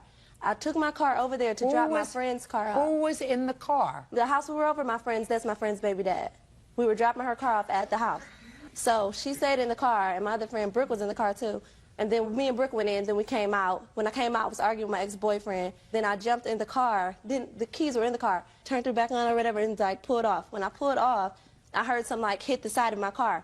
Didn't hit all of it. It was just like a side swipe real quick or whatever, like, hit the tire and pulled off. Then I'm like, oh, we hit something. We stop, look in the rear view, it's her car. So we make a circle around the corner. And when we come back in the corner, I'm looking at her car. That's when... Just a second. Wait, listen. Stop. You recognized that you hit something. Right. Stop speaking! When you hit something, you stop. You don't go round. Now, when you realize that you hit a car, and you didn't stop right away, according to you, you did eventually come back, did you... Yeah, I see her car. Just right, yes. The answer is yes. You knew whose car it was. What did you do I was gonna go talk to her. Don't tell me what you were going to do. I sat in my car and was trying to get out to talk to her, and Juwan and the owner of the house came over to the car, and this is Juwan. She calling the police on you. If I was you, I'd go in there and fight her and blah, blah, blah, whatever. And then the other guy's telling me to stay in the car, don't get out the car, go home, call her tomorrow, whatever, tell her what happened because they're mad. Are you employed? Yes. You have a cell phone? I couldn't find my cell phone. You couldn't find your cell phone? I threw it at my ex-boyfriend. Oh, no. You can always find your cell phone. No, I threw it at my ex-boyfriend. I didn't find it till the next day. Really? Right. So you were really angry. You mean you threw something at him? How many things did you throw at him? A couple of fists and a cell phone. Yeah. Really? So in addition to throwing the cell phone at him, you punched him. Yeah. Is that right? Right. That was before you got into the car that was parked in the middle of the street? Right. Good. What you indicate is you were prepared to pay the deductible on her insurance. Well, I told her I'd help her pay for it. I felt responsible. And you I are asked her, responsible. What do you mean you felt responsible? You are responsible. Well, that's maybe why I was feeling like it, because I was responsible, right? So, anyways, I told her that I'd give her the money, and I'm like, well, is your deductible 100, 200, 500? And she said, oh, it's 500. And then she told me she had to make a couple more phone calls. Why? Listen to me. Why in the world would she report this matter to her insurance company? You pay the deductible, 100, 200, 500. Her insurance rates go up for the next 5 years. Why would she do that when you hit her car in a fit of anger? Now, you may not have been angry with her car, but you were certainly angry enough with the boyfriend out there to punch him and to throw at least your cell phone at him. Why would she want to report it to her insurance company? Well, why did she agree to it? I don't believe she did. That's why he's here. That's her Listen, friend. Mr. Smiley, I wouldn't believe it if he told me that today was Tuesday. A little too happy for me. Just a happy person, Judge. Get unhappy. Okay. Get unhappy. Shh. Your temper, my dear, is going to cost you $2,568. That's what tempers cost. That's not an like attitude. That's all. Parties are excused. You may step out. Talent agent Theolani DeGuire is suing the owner of a Polynesian dance company, 28-year-old Lauren Michaels, for non-payment of services rendered. Miss Michaels, what kind of work do you do? I have a Polynesian entertainment company. And your company provides Polynesian entertainment for whom? For clients, shows. What kind of show did you hire people for that is involved in this case? A car show. Had you dealt with Miss DeGuire before? No, I haven't. How did you find her? I went on the internet. I was in a position where I needed one more act, and it was like the night before. So you needed another act for the car show. You found her ad on the internet. Actually, no. I found someone else's ad, and they said, we don't do any last-minute gigs like this, and here's her number. Fine. This is what the situation is. You contacted her, and she was to provide you with 2 or 3 young women who were going to dance at this car show. Is that right? Yes, that's correct. And the agreed-upon fee was $300. That's correct. So far, that's correct. Hold up. 3 girls. Okay. These are 2 of the 3 girls? Yes, it is. And they performed? Yes, they did. Miss Michaels, according to your complaint, gave the girls $200. Yes, she gave them $200. Check for $200. And then she put a stop payment on that check. Yes, she did. Now, Miss Michaels, you're going to tell me why you put a stop payment on that check. Okay. There was a lot of broken agreements. They were supposed to meet me at 4:30. They showed up 3.5 hours late. 5 minutes before the show time. Yes. They said they're going to let me choose between 2 to 3 costumes. And I didn't have that opportunity. They're still cutting. So why don't you send them home when they got there 5 minutes before the event? Because I wanted to fulfill my commitment. So if you wanted to fulfill your commitment, then you let them perform, right? That's why you didn't send them home. What I'm asking you is why you stopped payment on the check. And I haven't heard anything yet. Because when I saw the videotape afterwards of what was promised for a professional show, because I have act number 1, which is my group, which is a professional act, and what was promised for a professional show and matching costumes and all of that, I'm backstage with my girls. They're going on. So what you're telling me is you weren't satisfied with the performance? Not at all. Good. Listen to me very carefully, madam. I want you to think about you taking several of your clients into a restaurant, and you have a reservation for 8 o'clock. 8 o'clock comes and goes, and they don't seat you. They say, we're not going to be able to seat you until 9 o'clock. Look at me. So you decide to wait. You don't say to your friends, we're going to go to a different restaurant. You decide to wait. And you wait till 9 o'clock, and then you sat down to eat. And you eat, and you really don't like the food. You finish whatever you finish. You have dessert, you have coffee, bill comes, you pay it. And then you call your credit card company and say, I want to stop payment on this check because I didn't like my dinner. You think that's reasonable? If you waited until the last minute to book another act and you needed another act, I'm speaking. Okay. And these people show up and they hadn't fulfilled, according to you, their agreement, then you say to them, ladies, go home. Yes. I'm not going to potentially embarrass myself by putting on an unknown. What you can't do, Miss Michaels, is put the act on and then say, I didn't like them, and I'm not going to pay you. I never said that I wasn't going to pay them. Of course you did. You stopped payment on the check. I stopped payment. We spoke, and I said, whatever out-of-pocket expense that you had to pay the girls, I will give that to you, and that wasn't satisfactory to her. It's not satisfactory. You had an agreed price. The agreed price was $300. Your choice was, when they were late, to send them home. Because it wasn't just that they were late. If they were late and wonderful, you wouldn't have had a problem.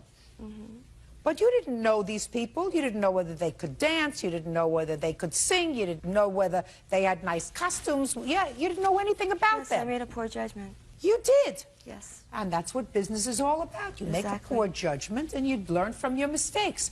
You try to book an act at the last minute and you get people. Where are you from? Moreno Valley. You're not from Hawaii, are you? No. Not from French Polynesia, are you? And where are you from? Corona. Corona. That's not in Polynesia, is it? No. She's Hawaiian. Shh. I don't care whether she's Hawaiian or Yiddish.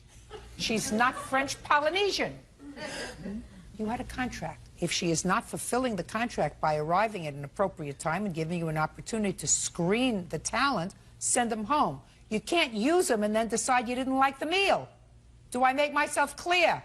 They took Judgment for the plaintiff in the amount of $300. That's all. You may step out.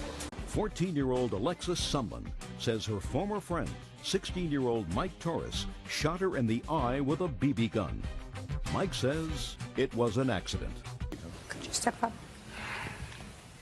You, sir. Up.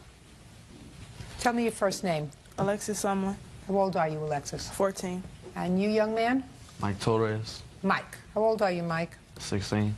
Alexis, you and Mike and some other friends, according to what I can put together from this complaint, were sort of hanging out together. Somehow, the defendant got his hands on a BB gun. Yes, ma'am. And that gun went off. Yes, ma'am. And shot you in the eye. Yes. You're suing for $5,000, which includes pain and suffering. And because of the position of the BB, it was not removed yet. You're going to have some additional surgery. Yes. Ms. Duran says that this was an accident. Yes. And her son has really suffered enough because he had had some previous problems with the law, and this incident with the BB gun violated probation or something like that. He's going to explain that to me. Right, Mike? Yes, ma'am. So, Mike, you want to tell me how it came about that you shot Alexis with this BB gun? Yes, ma'am. Who was out playing together? It was my little brother, her cousin, her, and her brother. And Older or younger? They're younger.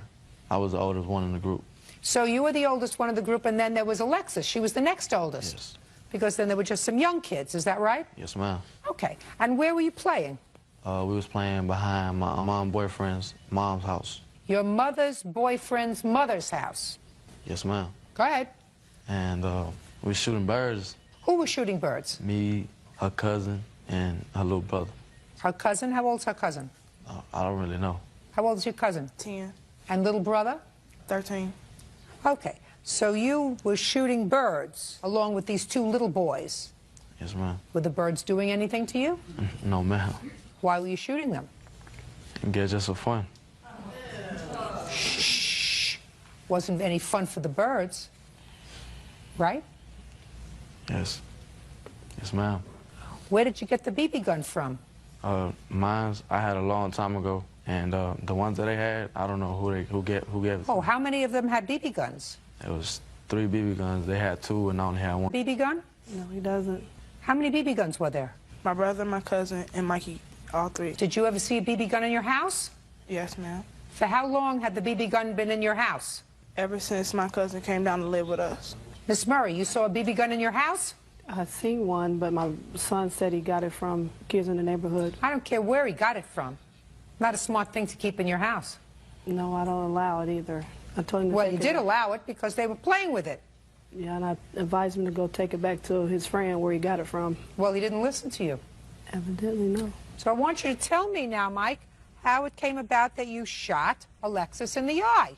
Well, it was like, we was coming from behind the house, and we was standing right there, like, beside the house. So then I had the gun, like, I was holding it. She probably thought I was aiming her. I know she grabbed my arm and it fired. No, the gun fired. Did you grab his arm? No, ma'am. No, she didn't. You made that up as you went along. It's not even in your answer. Nobody grabbed your arm. Don't throw baloney at me, sir. I don't like it. You understand me?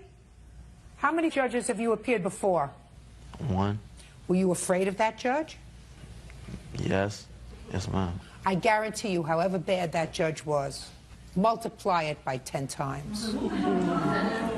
We understand each other, Mike? Yes, ma'am. Don't throw the baloney at me.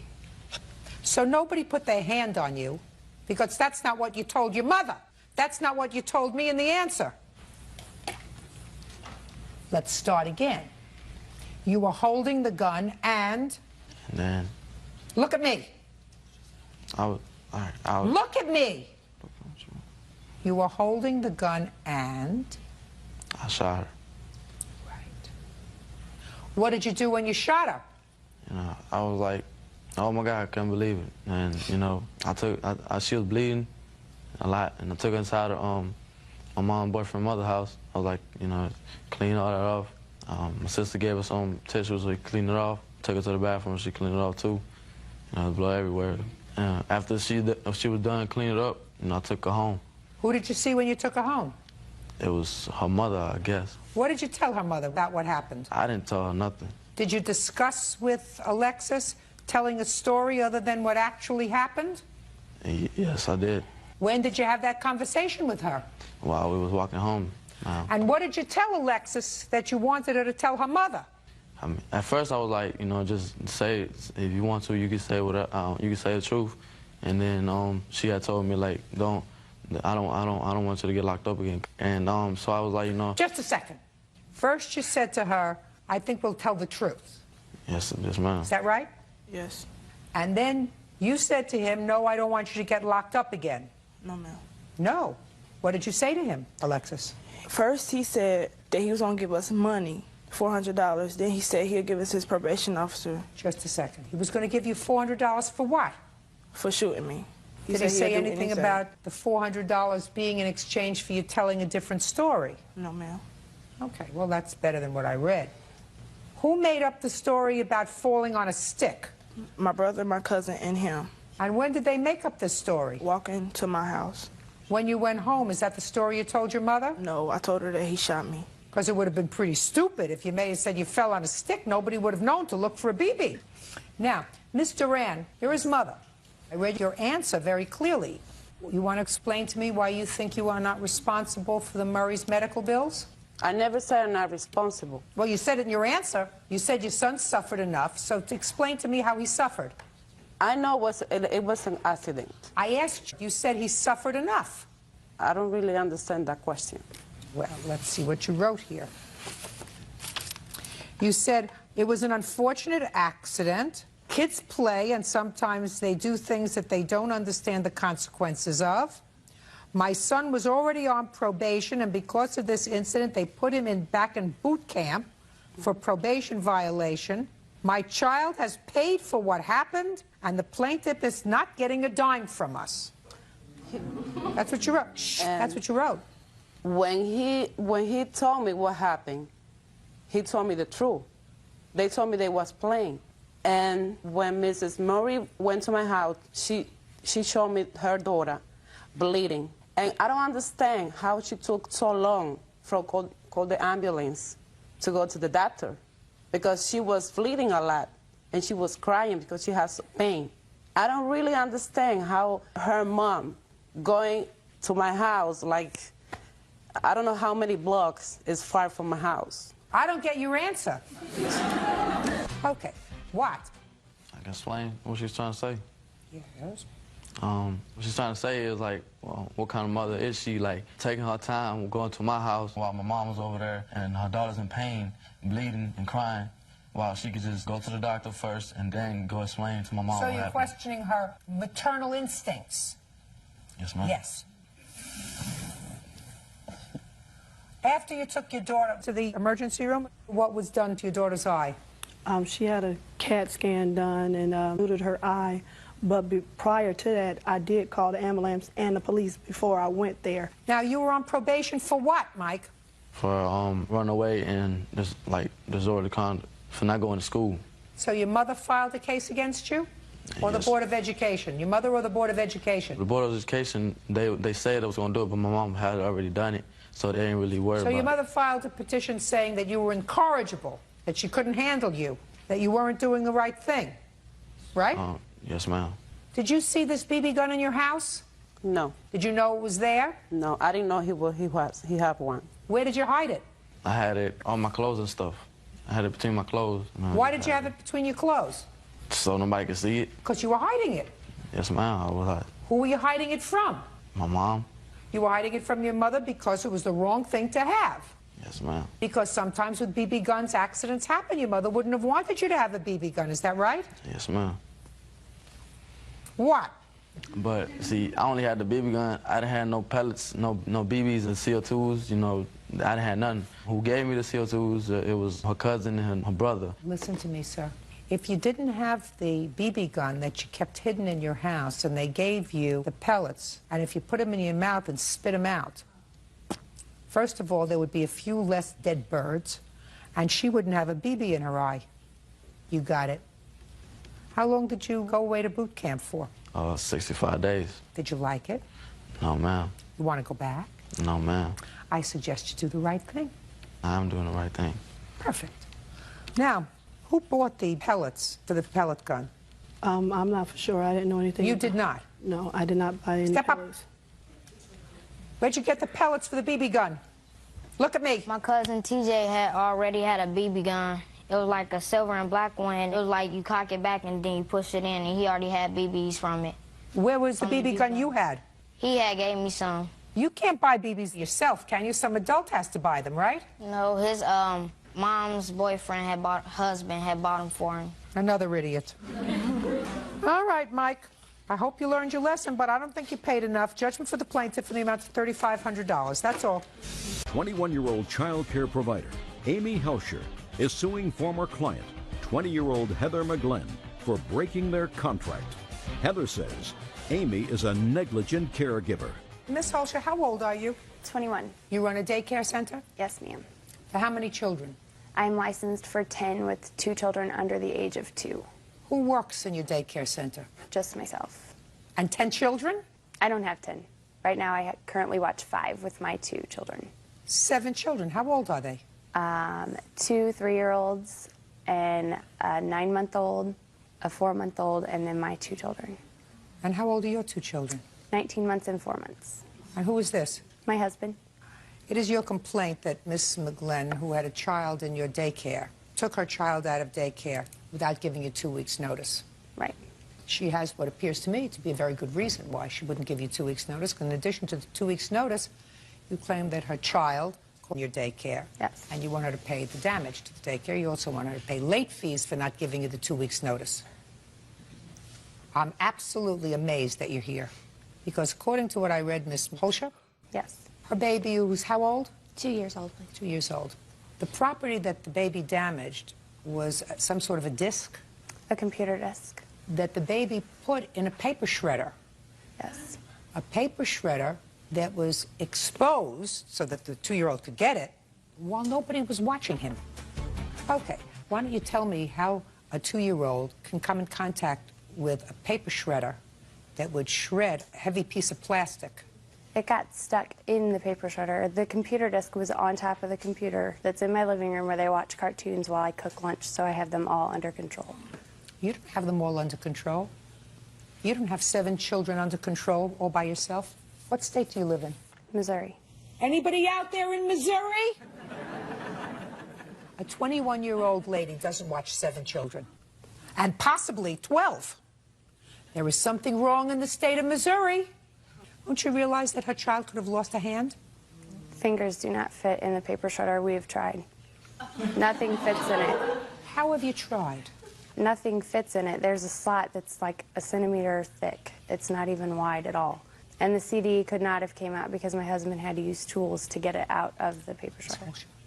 You are responsible for anything that happens in your house. Yes, ma'am. While you are in control of these children, not their parents. You take on the responsibility of these children while you are watching them, while they are in your care for money. The idea that you would sue her for the $15 disc that her 2-year-old destroyed while you were in the kitchen not supervising adequately these 7 children is outrageous. Don't you get that? Do you understand that? What would prompt you to sue her for that disc when it is totally your responsibility that this child destroyed property and could have hurt himself? And I guarantee you, they're very inventive, these little children. Places where you never think they're going to be able to fit a finger, they fit a finger. You know, children lose fingers and hands on escalators. You figure, how do they do that? They do it. They're uncanny. That's why you don't take on the responsibility of 7 children. Because if you're in the kitchen cooking, somebody has to be in the living room watching the 7 children. I'm also amazed at you, Miss McGlenn, for leaving your baby there for another 4 weeks after this incident happened. You want to explain why to me?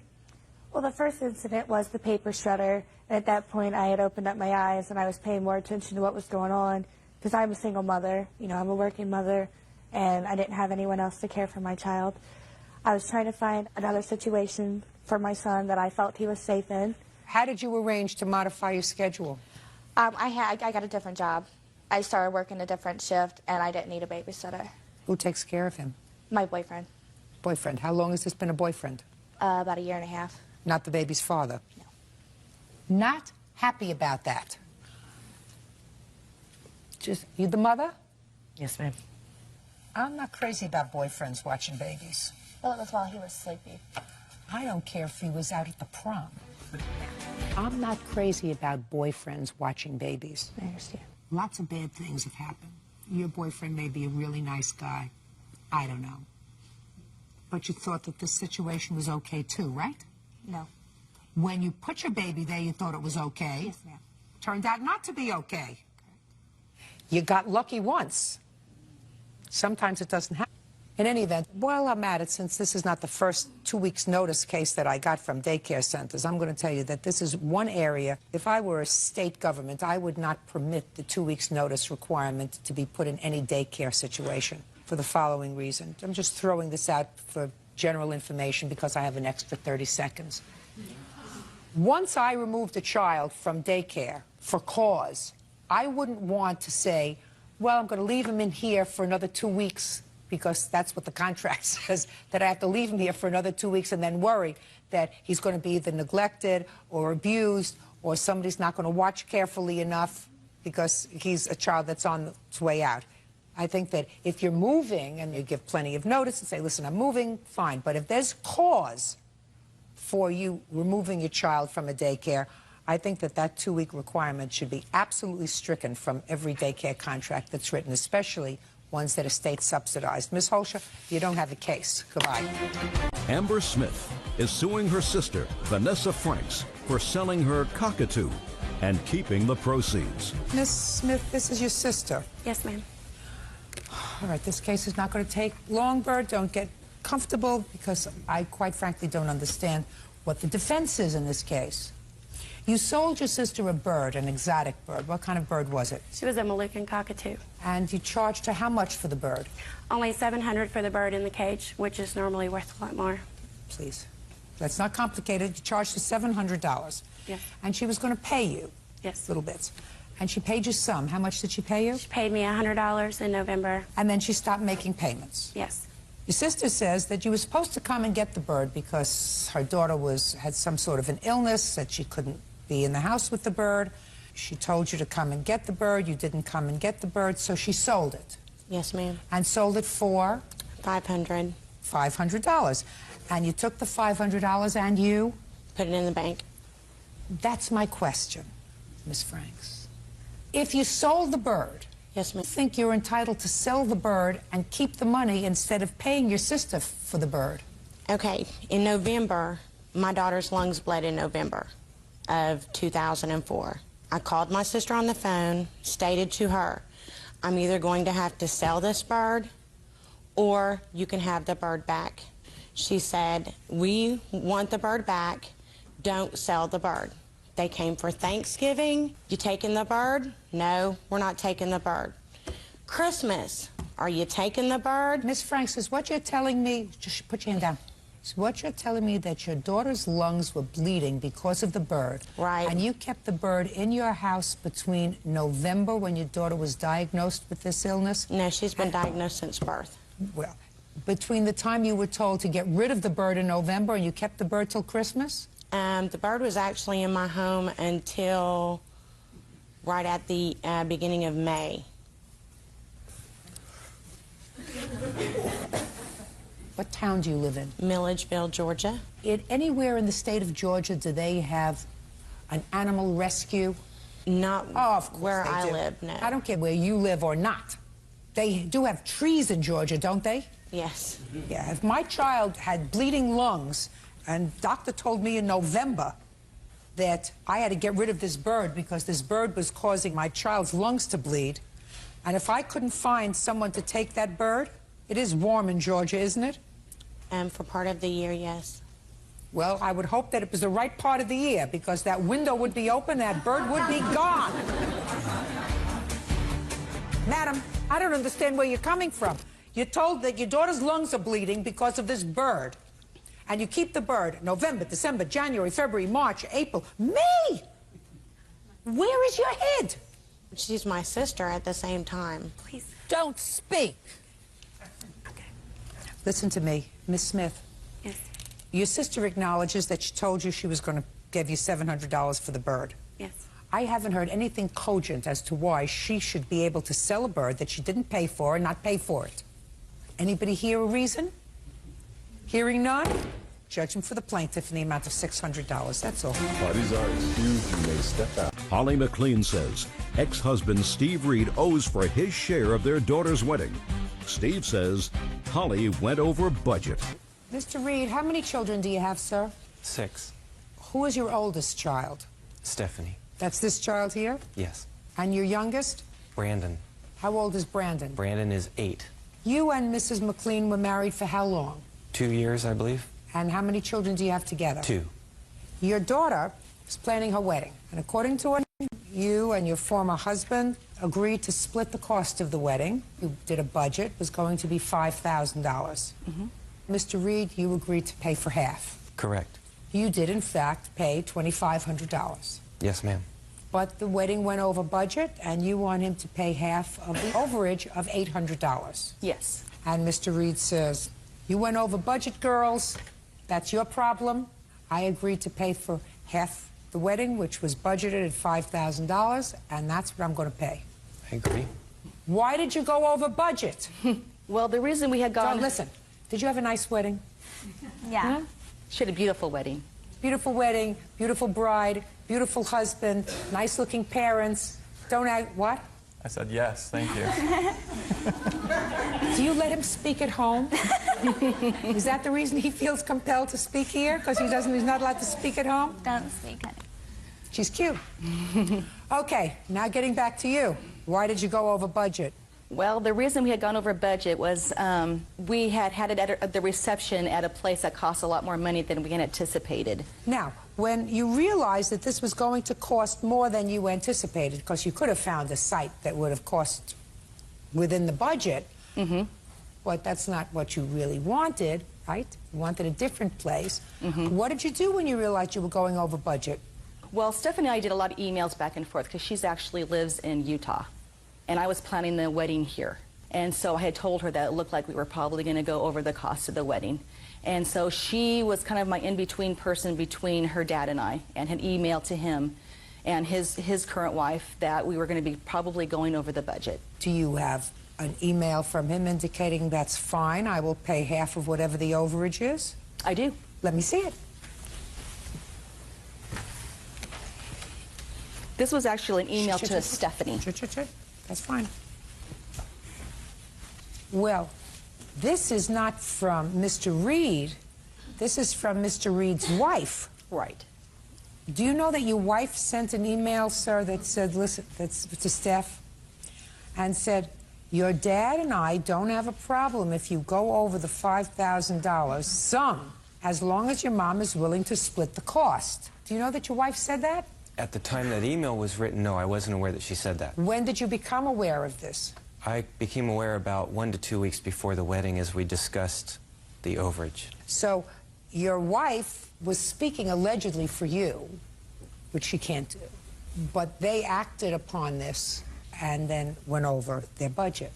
Do you understand? Yes. So it was really in good faith that your daughter went over the budget because she felt as if she was dealing with your wife, and your wife had the authority to say, okay, as long as mom splits the cost and as long as it not go. So when you found out, Mr. Reed, about this email, what did you do?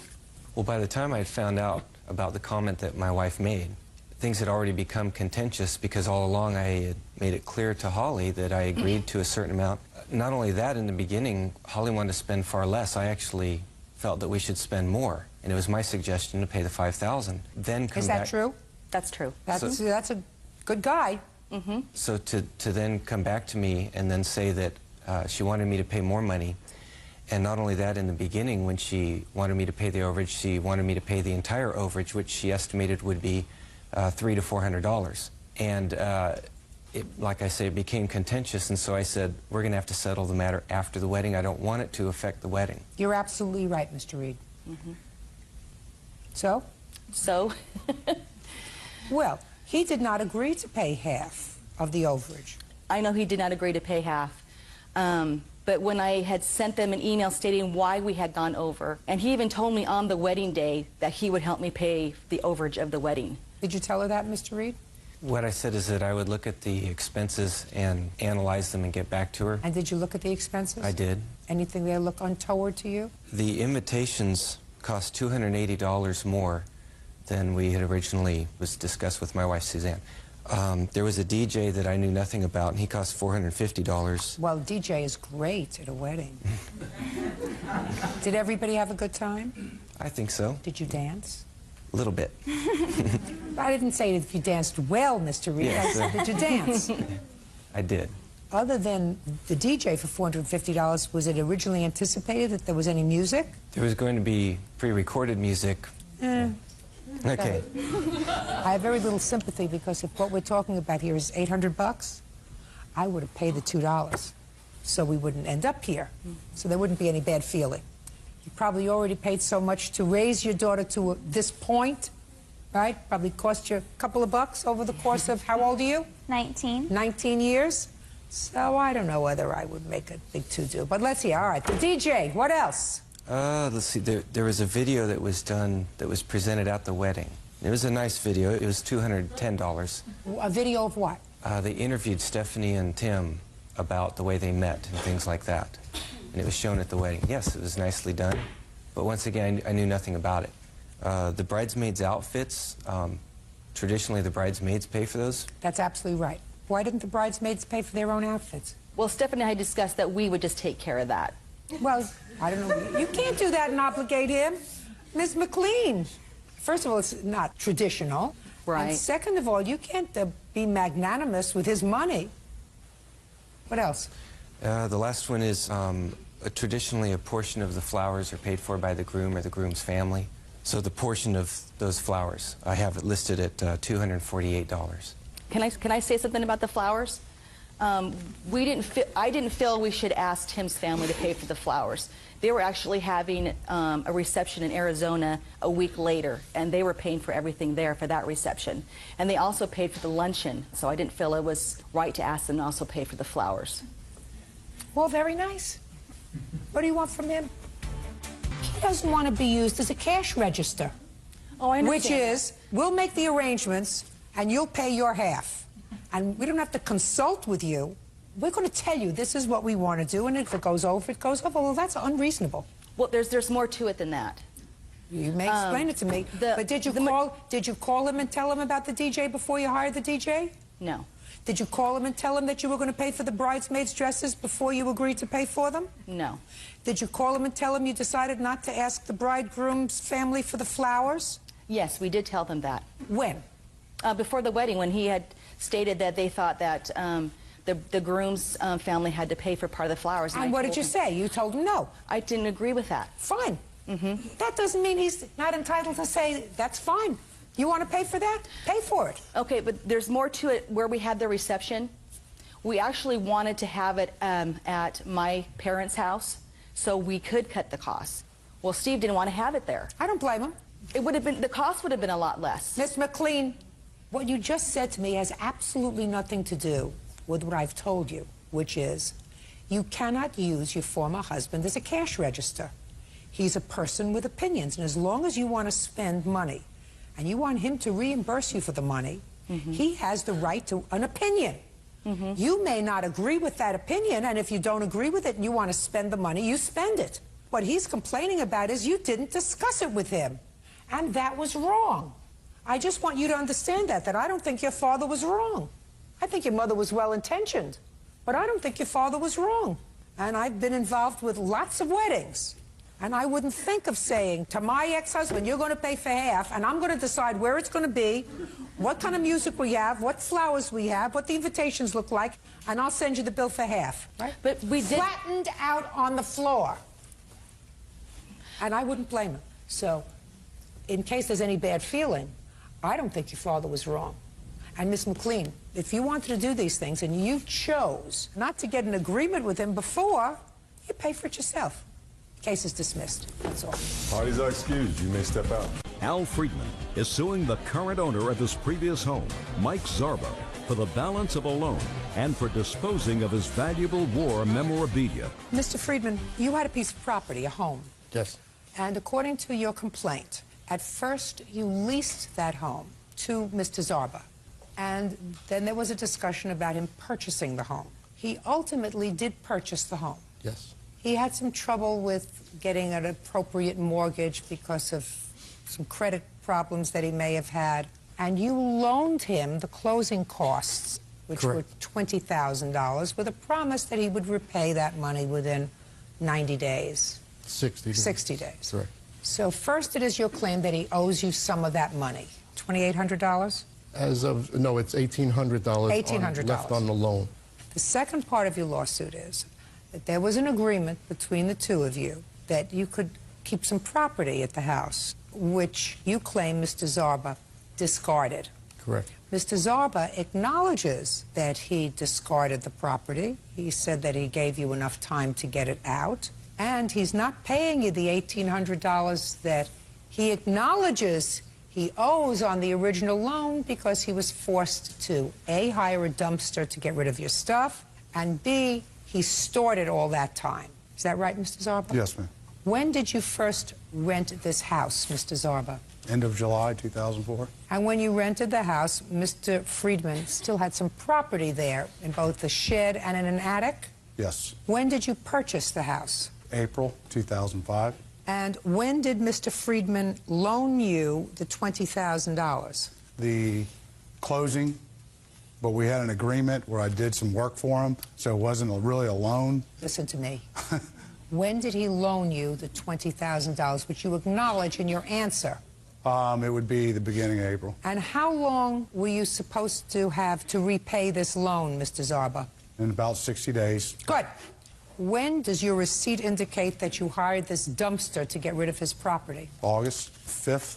When did you tell Mr. Friedman that you weren't going to pay him his $1,800 until he removed his property? It was the end of July, right?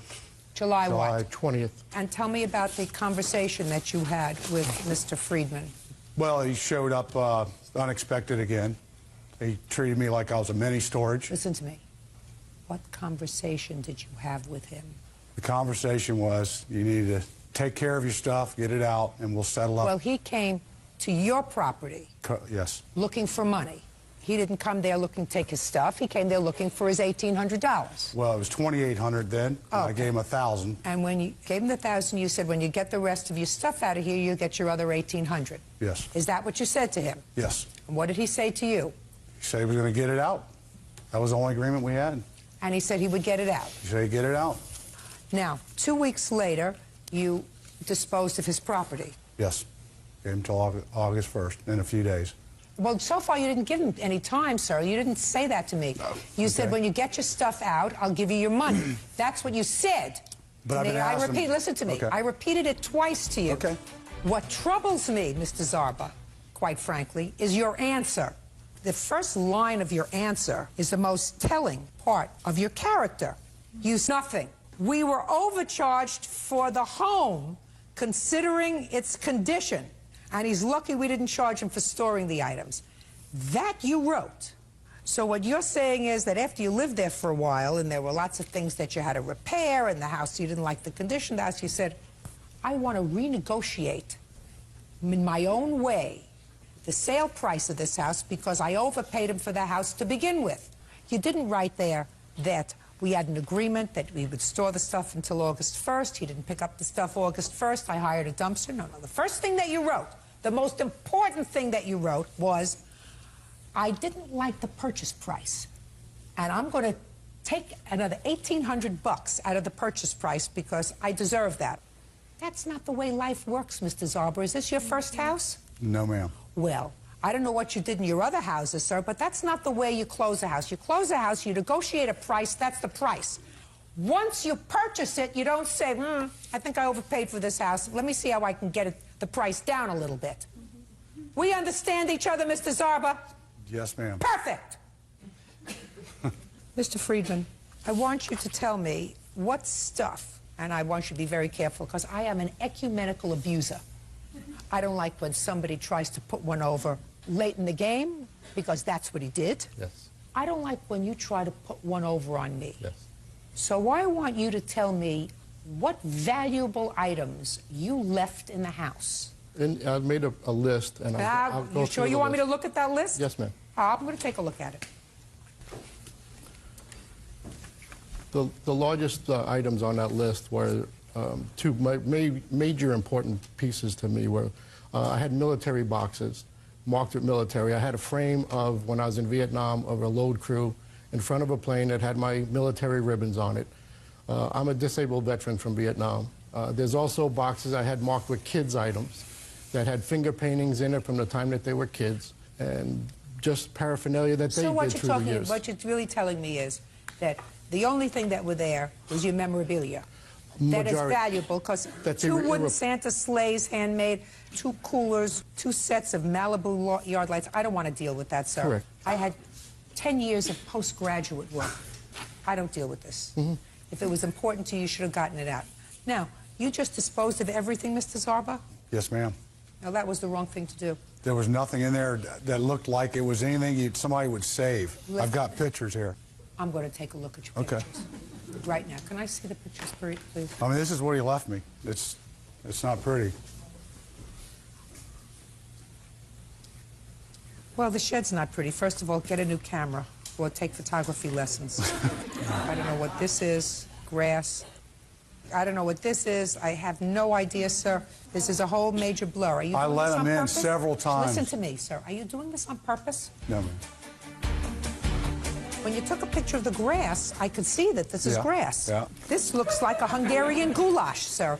It was in the attic. The lighting wasn't very good. I agree. The pictures don't look great. Listen to me, Mr. Zarba.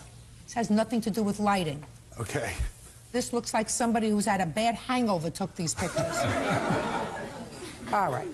He had no right to destroy your property, sir. He had no right to take it away. He owes you $1,800 because he's a deadbeat on a loan that he made, and he owes you $1,500 for what he threw out. I'm speaking. Yes, ma'am. Suing him for $4,300, I think that's excessive, sir, for the junk that you left there for over a year. But he has to be taught a lesson that he can't dispose of your stuff. Judgment for the plaintiff in the amount of $3,300. That's it. Goodbye and good luck. Nothing. Parties are excused. You may step out.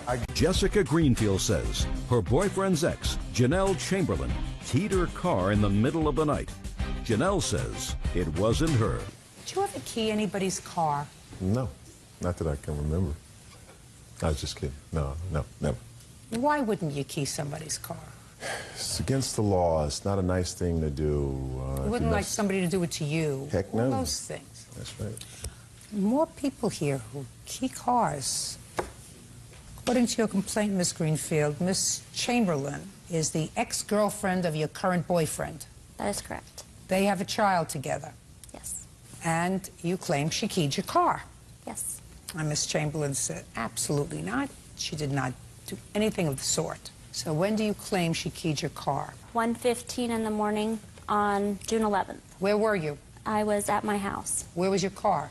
In my driveway. Where does Miss Chamberlain live in relation to where you live? Just around the corner. What makes you believe that Miss Chamberlain damaged your car? I saw her do it. She left me a voicemail about 11:40 in the evening. She also left a note on my car. I'd like to see the note that she left on your car. And I'd like to hear the voicemail as well. Did you leave a voicemail on her machine? Not that I recall. No, ma'am. Try. Did you leave a voicemail on her machine? No. Okay.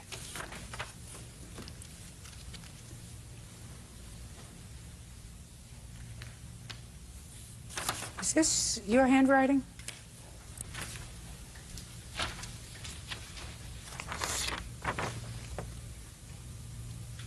Yes, ma'am.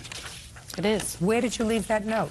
I did not recall leaving that on her car that day, but I do recall going over there, knocking on the door. She was very rude to me and shut the door. Today, I just asked where you left this note.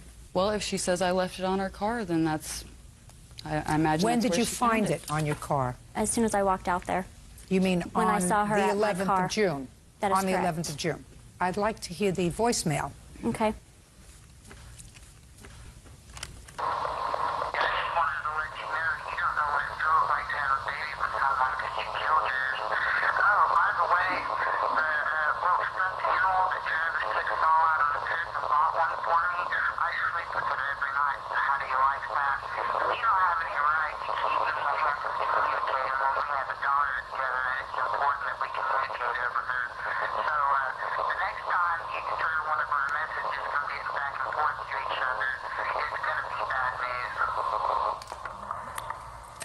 Okay, so tell me what you observed on the 11th of June. The 10th of June, which was later that evening, about 10:50, I got a hang-up phone call.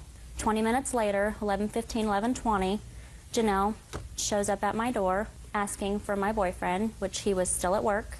And I said, no, he's not home. And it causes conflict when her and I speak and to come back when he is home.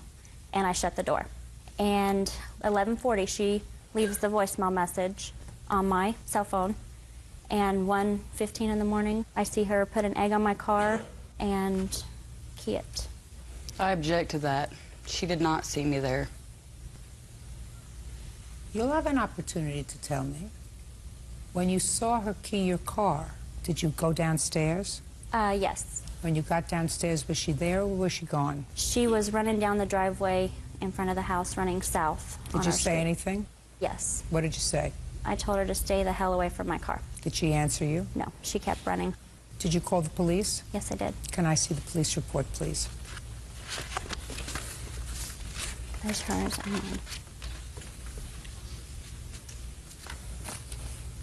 When did you make the police report? The next day? No, it was on the 11th of June. On the 11th that day. Okay, now I'll hear you. June 11th. Mm-hmm. Go ahead. It was actually the 10th. Mm-hmm. That night I left for the grocery store. I cashed WIC vouchers. What time? I'm not sure. Whatever the police report says was on the receipt. It was late in the evening. I went to go get my baby some formula. I came back home. The police knocked on the door. I showed them my receipt. I was at the grocery store at the same time that she was accusing me of this. No, you weren't. Yes, I was. No, you weren't. Well, it takes time to get to and from. Let's be clear. You were not at the grocery store at the same time that she alleged she saw you in front of the house. Okay. Go ahead. But I did go to the grocery store that You evening, did. return home, show him my receipt. Who else do you live with? My husband, Daniel Chamberlain. He was there. Is there any reason why you go to the grocery store at 1:45 in the morning? Ma'am, my husband works third shift, and he goes to college half of the day, so we have very irregular hours. Was there any reason you went to the grocery store at 1:45 in the morning? To get formula for my baby. Why didn't he go? It wasn't necessary. He needed to stay at home with the children. How many children do you have? I have 4. Go ahead. That's what I did. I went to the grocery Well, store at what that point night did and you I came call back her on home. the telephone and leave that message? It's very emotional. At what time did you call her that evening and leave that message? That's been months ago, Your Honor. Well, certainly it's been months ago. At what point did you call her and leave that message on her answering machine? The only time I remember having any confrontation with her was earlier in the day. I'm not asking you about confrontation, madam. You didn't speak to her when you called. I'm asking you at what time in the evening did you call and leave that message on her answering machine? I cannot be sure. So you don't remember when you made the phone call, is that what you're telling me? Yes, ma'am. You do, however, remember putting this note on the car, because that's what you told the police officer. I don't recall putting that note on her car. Well, that's what you told the policeman who interviewed you. That is my handwriting. You told the policeman that you put this note on her car. That was directly after the incident, so if that's what I told him, yes, ma'am. Okay, can I see your estimate to fix the damage on your car, please? Just because I left a note on her car does not mean that I keyed it. You have photographs of the car? Yes, I do. I'd like to see them, please.